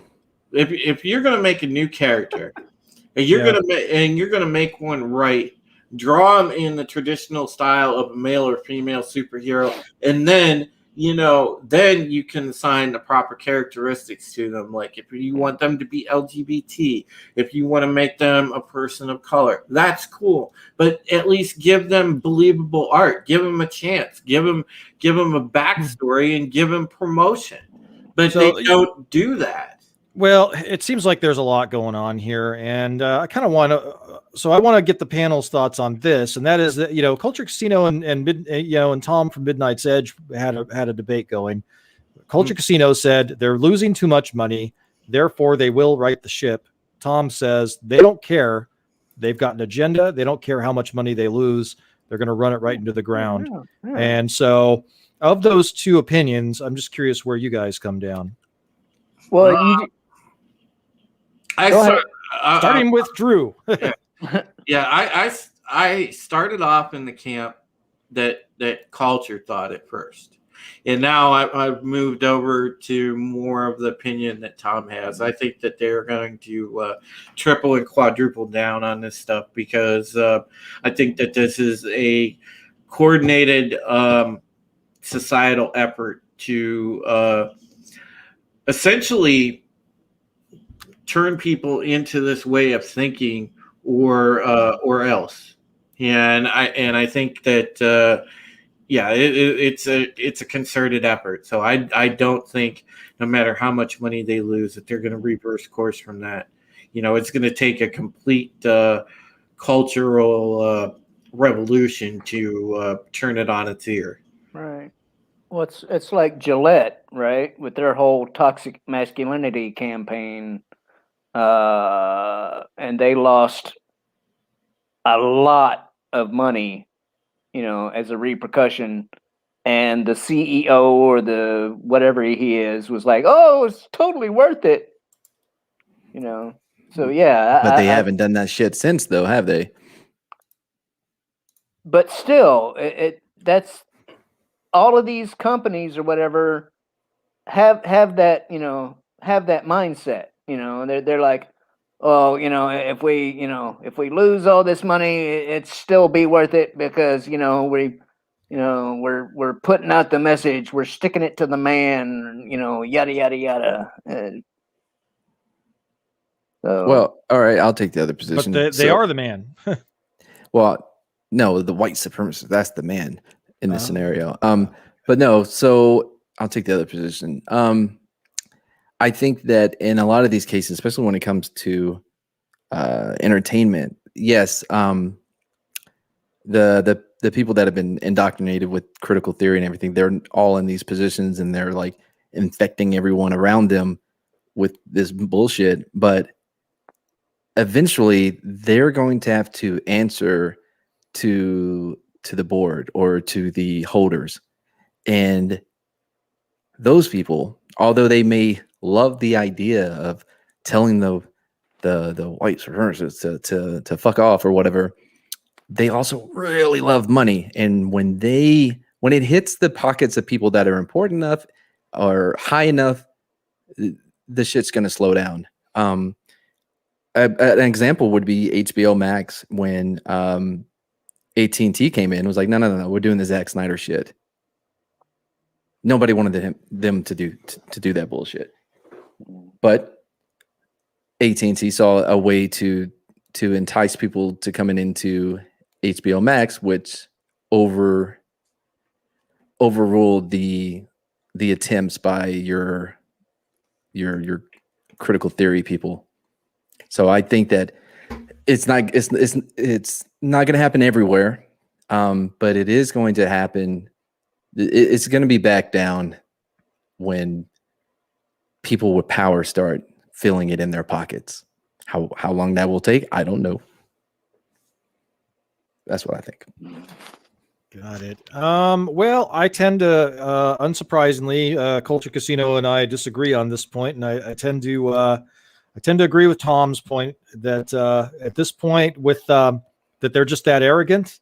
This is part of a larger agenda, and as long as they can get money from either the CCP or creative accounting, that they're going to run it right into the ground. Is my opinion on what they're going to do with it. Now the opinion. Now, I mean, maybe I don't want to go. I don't know. Do you want to go deep into it or not? Because I mean, this could get into conspiracy territory. But No, I mean, I think it can be a little bit of both. I mean, there are some companies out there that, you know, they're you know, smart, you know, they're smartening up a little bit, but at the same time, there's just as many out there that are still wanting to, you know, push the narrative, and you know, bleed as much money as possible. So I don't know.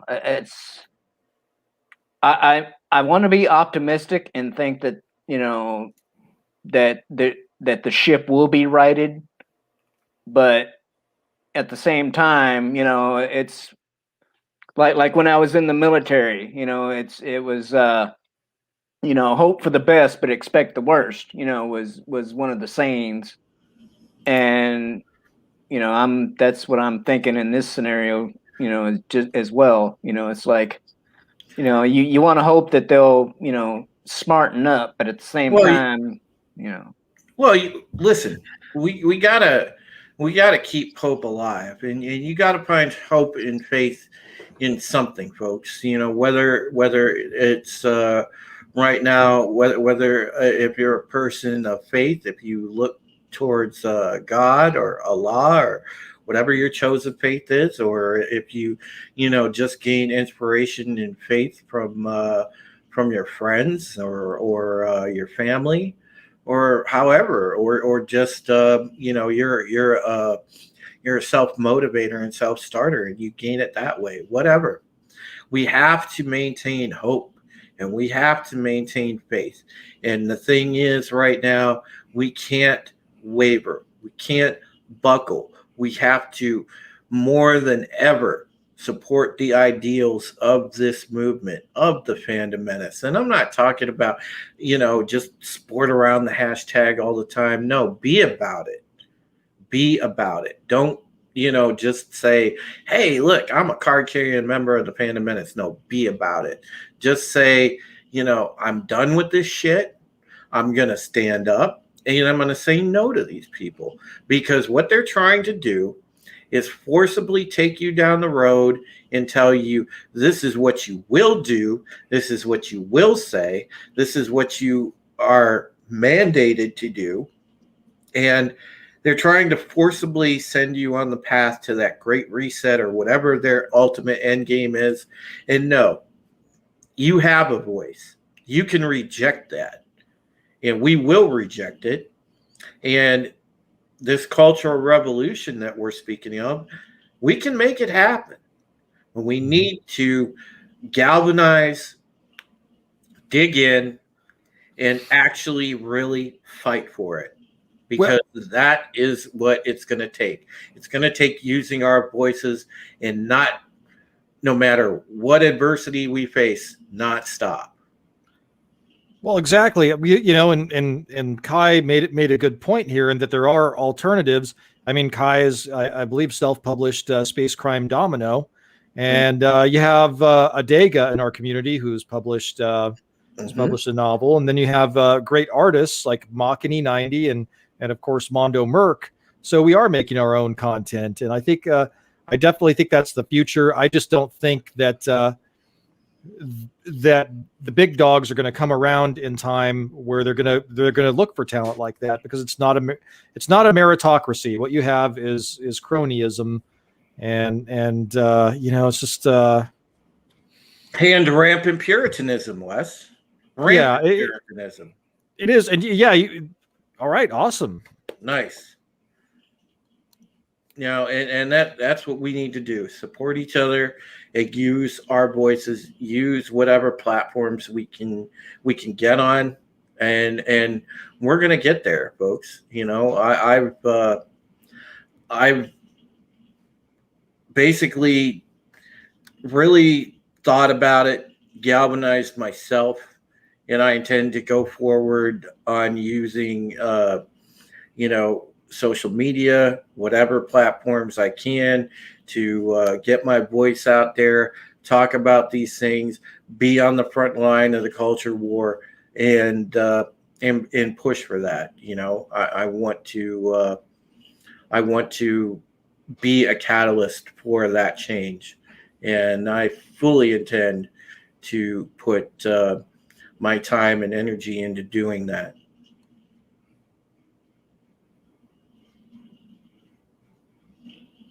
And I hope everybody else in our community will follow suit.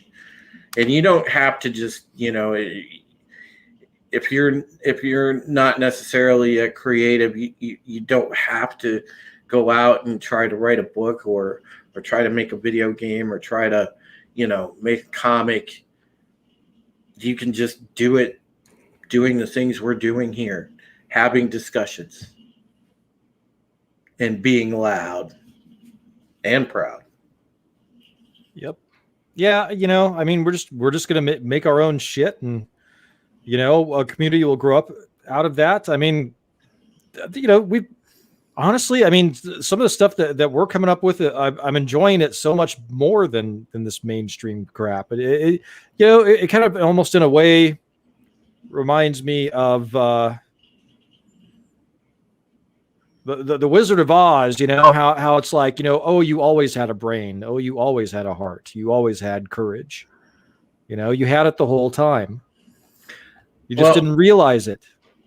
Well, I want to point out, some of the things like on the streaming side of things, like I was so proud what Moira did last week when she had Tony Schaefer on, and she knocked it out of the park. She did a hell of an interview, and I urge you to go back and check out Moira Kitty's channel and check out that broadcast, because she did an amazing job, and she is doing her part with her channel, and people like on Twitter, like Lasso of Truth, that's in our chat. She has an amazing Twitter, and she speaks out, and it's just it's great to see. Lasso of Truth isn't a dude? No, I believe not. Did you just assume Lasso of Truth's gender? 100%. I thought it would be I didn't know lassos had genders. I thought they were. Oh, now I feel kind of. I thought they were non-binary or whatever. Wielded by Wonder Woman. Yeah. That makes so much more sense now. Shout out to Darth Haster. Great to see you, buddy. This is why we need our pronouns and our bios, so we don't make these mistakes. Shit. Well, I mean, does the Lasso technically have a gender? I don't know. But no, there's a lot of people. Okay. There's a lot of people in this community doing. Confirmed. Lasso of Truth is female. Yes. Yeah. But yeah, there are a lot of people in this community doing great things. I just partnered with a local media company earlier this week. I had my debut talk show with them. I do a talk show every Wednesday from 6 to 8. It's definitely in the old school style AM radio format, a la Rush Limbaugh, a la some of the greats. And I urge people to check that out on the Redline Radio LLC YouTube channel on Wednesdays from 6 to 8 p.m. Even if there's other streams on in the community, if you just support it by having it on in the background or catching on a playback, man, that would be great, because I get an opportunity for 2 hours to sit behind a mic in a professional studio and have at it and talk about the important things affecting us in these crazy times. So check that out.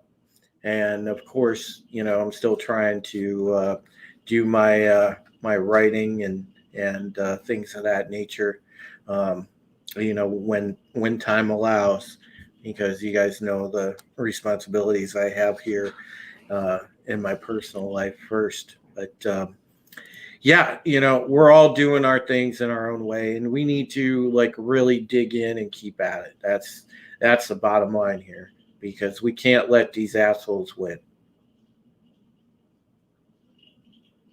And to bring up young Ripa again, this cultural stuff, this entertainment, modern mythology stuff that we talk about mostly, is what young Ripa talks about when he's talking about changing the culture and stuff, to facilitate the changes in the government and all this other stuff. So and it's I can't remember where I heard it first, but there's something out there that talks about if you want to change society, mess around with the with the culture, and pop culture and all that stuff. So I was surprised that Superman and Lois show was pretty good, given the network it's on, and given the typical woke themes. It was a pleasant surprise watching that, because I watched that to see what it was like, and that's something that actually, at least for the pilot episode, portrayed Superman as a family man. And it showed a husband, wife, 2 kids. How about that? The nuclear family, and they're trying to kill that. Yeah, I was gonna say, give them a minute; they'll fuck it up. I'm sure they will. I mean, I was watching FNT earlier tonight, and they were talking about it, and from what they said, the two boys, the 2 kids. One of them seems to be level-headed, and one of them seems to be a little bit on the retard spectrum. Yeah, you didn't really cover that one up good just by going re at the beginning. Yeah. Well, whatever. I was actually saying it like I heard it somewhere before. Are you talking about the crayon eaters? The crayon eater brother is the one that ends up with the superpowers. The one with the level head on his shoulders is just regular human, like his mama. Yeah.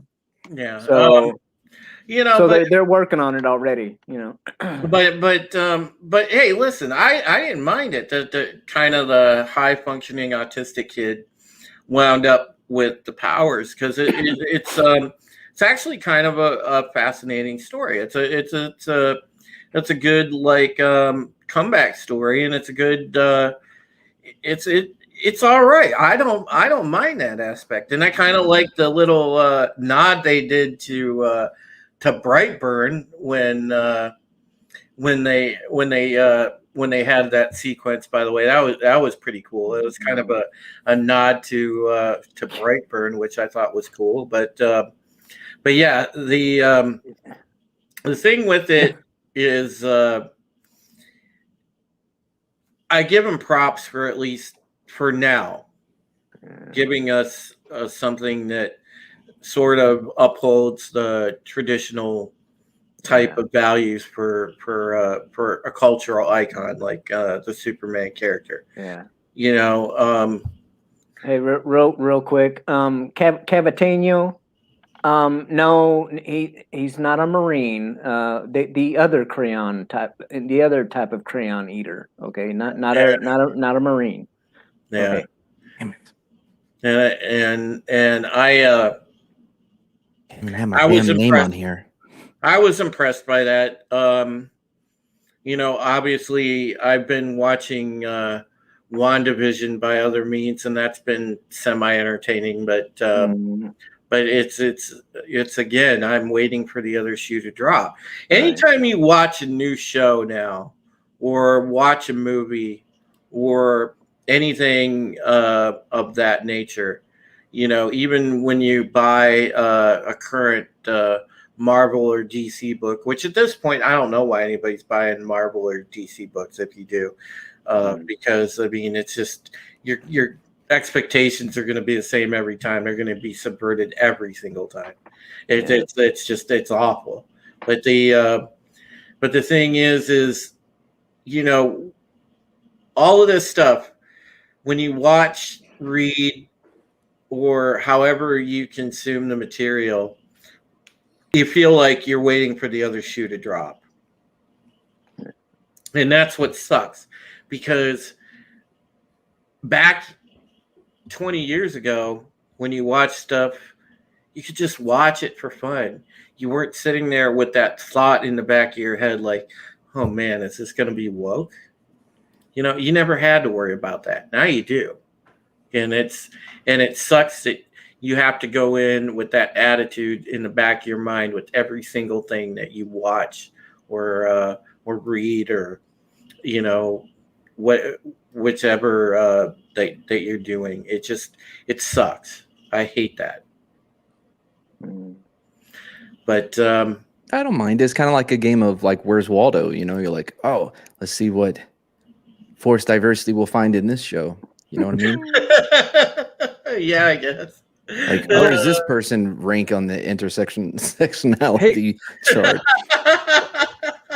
Shameless plug here. I counted 4. How many did you count? Sorry, go on. Oh, I was going to say, shameless plug here. We did a show before this one. Some of you were there, where we're actually exploring representation in infamy. So we're actually embracing the idea of representation, and we're looking into, you know, mass murderers and serial killers and white, war criminals that are women, minorities, or members of the LGBTQ plus community. Wes, I have a suggestion. I don't know if she's on. I don't know if she's on your list already or not. And I can't think of her freaking real name right now without looking it up. But the lady that oh crap, was Charlize Theron played in that movie Monster? Eileen Wuornos, yes. Yes. Well, her story was actually kind of sad.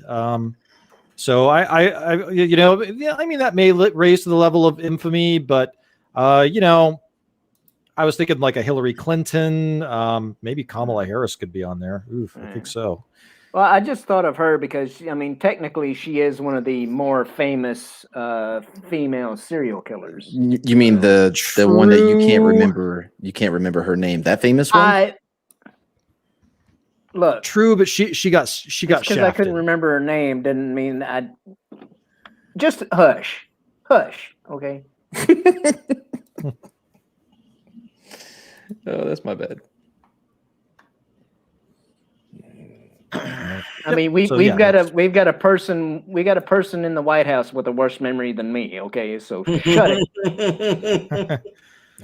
Well, you know, yeah, and I love the stuff like Mad Mardigan's doing, because you know he he does a lot of funny and satirical material on his channel, but it's good to see, and it's good to see him poke fun at the nonsensical state of affairs that we're in, and that's awesome. And that's why, you know, I give him all the credit in the world. And, you know, Wes is just, you know, it goes without saying, Wes, your content is outstanding. And, you know, the stuff that you talk about in address. Tell him that. No, he's right though. Like, yeah, I mean, I specifically don't have any of this on my channel, for the most part, you know, because there's so many great voices that are already in this community talking about all these things. Like, what am I really going to add to it? You know what I mean? Obviously greatness, but I don't, you know, so I stick with, you know, things that I enjoy that I want to try. That's why I have Street Smarts, because I am enjoying so much doing that. And Yeah, it's a dude, great when show. you guys riff tracks the after school specials, those are fun. I go back and watch those. Those are hilarious. Brings So back a good. lot of memories. Boy, Yeah. I don't know, man. I had a pretty messed up childhood. I think I lived through most of those after school specials. Now that I think about it, You know, if we wouldn't get struck for it, you know, by Hasbro or whatever, man, I would actually like love to do like riff tracks on the old you know, G1 Transformers cartoons or the GI Joe. Oh. But we would almost certainly get copyright strikes for that. But man, it would be awesome to do like Dude, those are two of my favorites. Oh, same. Back in the day. Same. I was all about both of those back in the day, Transformers and GI Joe. Yeah. Well, it was funny. I was talking to Lasso of Truth on Twitter earlier this evening, and you know, I suggested that she check out Robotech.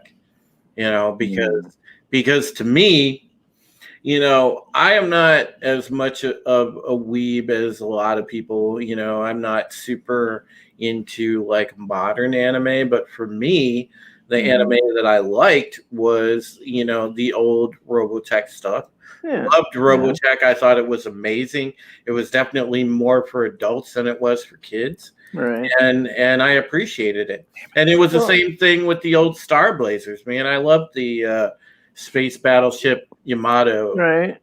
Well, I mean, Voltron. I mean, Voltron was basically an anime, you know. Oh yeah, it had that style animation. And G-Force. Over here, it was called G-Force. I think over in Japan, it was called Battle of the Planets or something. Speed Racer. Speed Racer. That was another one. You know. I mean. Yeah, but Voltron was more for kids. Star Blazers and Robotech were pretty cutting edge because they were more for you know, that crossed into adults because yeah. I mean, well, a lot of that did. You had actual death. There was permanent death in Robotech. It told very adult stories. Well, that real quick. Well, real quick. I did this, you know, so I could just like go and do something real quick, but it took so much damn work. Like I needed to leave so long ago, but yeah, I'll be right back. Okay. Get it? Be right back. Took way too much effort. Sorry. Wow. Well, three letters is too much effort. Wow. Okay. No, because I had to find paint and don't worry about it. I'll be right back. Well, hurry up, man, because we're gonna wrap it up. Yeah. Oh, well, I'll stick around then. So I did that for nothing. Go on. So refresh my memory a little bit so I'm, you know, making sure I'm thinking correctly. Robotech was like a what's the word, like a Gundam type of thing, you know, like there was a person inside the robot, you know, controlling them and all. Like a mech? No, Robotech? Yeah. No, it Robotech was really like that. No. Yeah, it was just a cool dance to a cool song. Robotech combined like I guess you could say it was kind of Gundam before Gundam to a degree, but it was like it was one of those things. It was a space opera. It was a lot Yeah. like the principles of Star Wars. Yes. It involved a galactic war. It showed the horrors of war.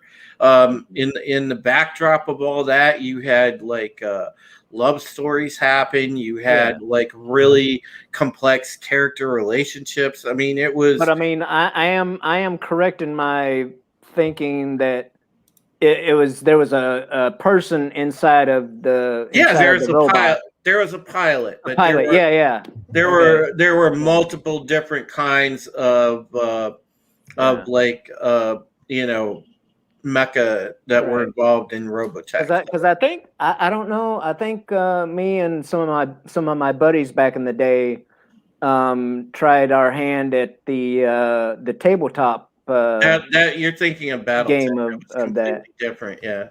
Well, it was similar. Battletech was a knockoff, but yeah, it was kind of loosely based on that. But yeah, if you guys haven't seen that, go back and check it out. Robotech was from '85. You can find it. I'm sure you can find the volumes lurking around the internet, probably on Amazon. You could probably find. I think if you go to the old Harmony Gold site, they have it, or Robotech.com might have it. But yeah, it's worth checking out because it's an entire saga. It crosses 3 different eras. You have the Macross saga, which is the longest one, and then you have Masters, which is the next generation after, and then you have New Generation, which is the final saga, which closes it out.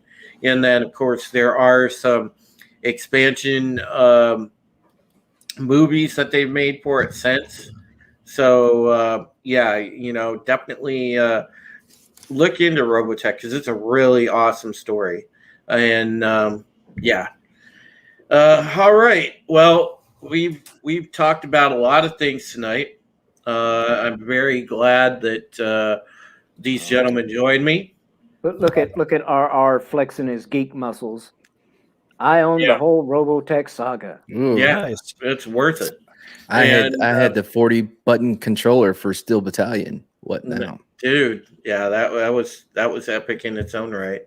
But yeah, I want to thank everybody for being here, and I give everybody the opportunity to plug their channel. Later on, coming up this week, obviously, as I said, Wednesday, I'll have that talk show on Redline Radio LLC, and then Thursday, Pegasus Actual Podcast. We postponed this week, but we'll be back for sure this coming Thursday, and might have some special guests on there.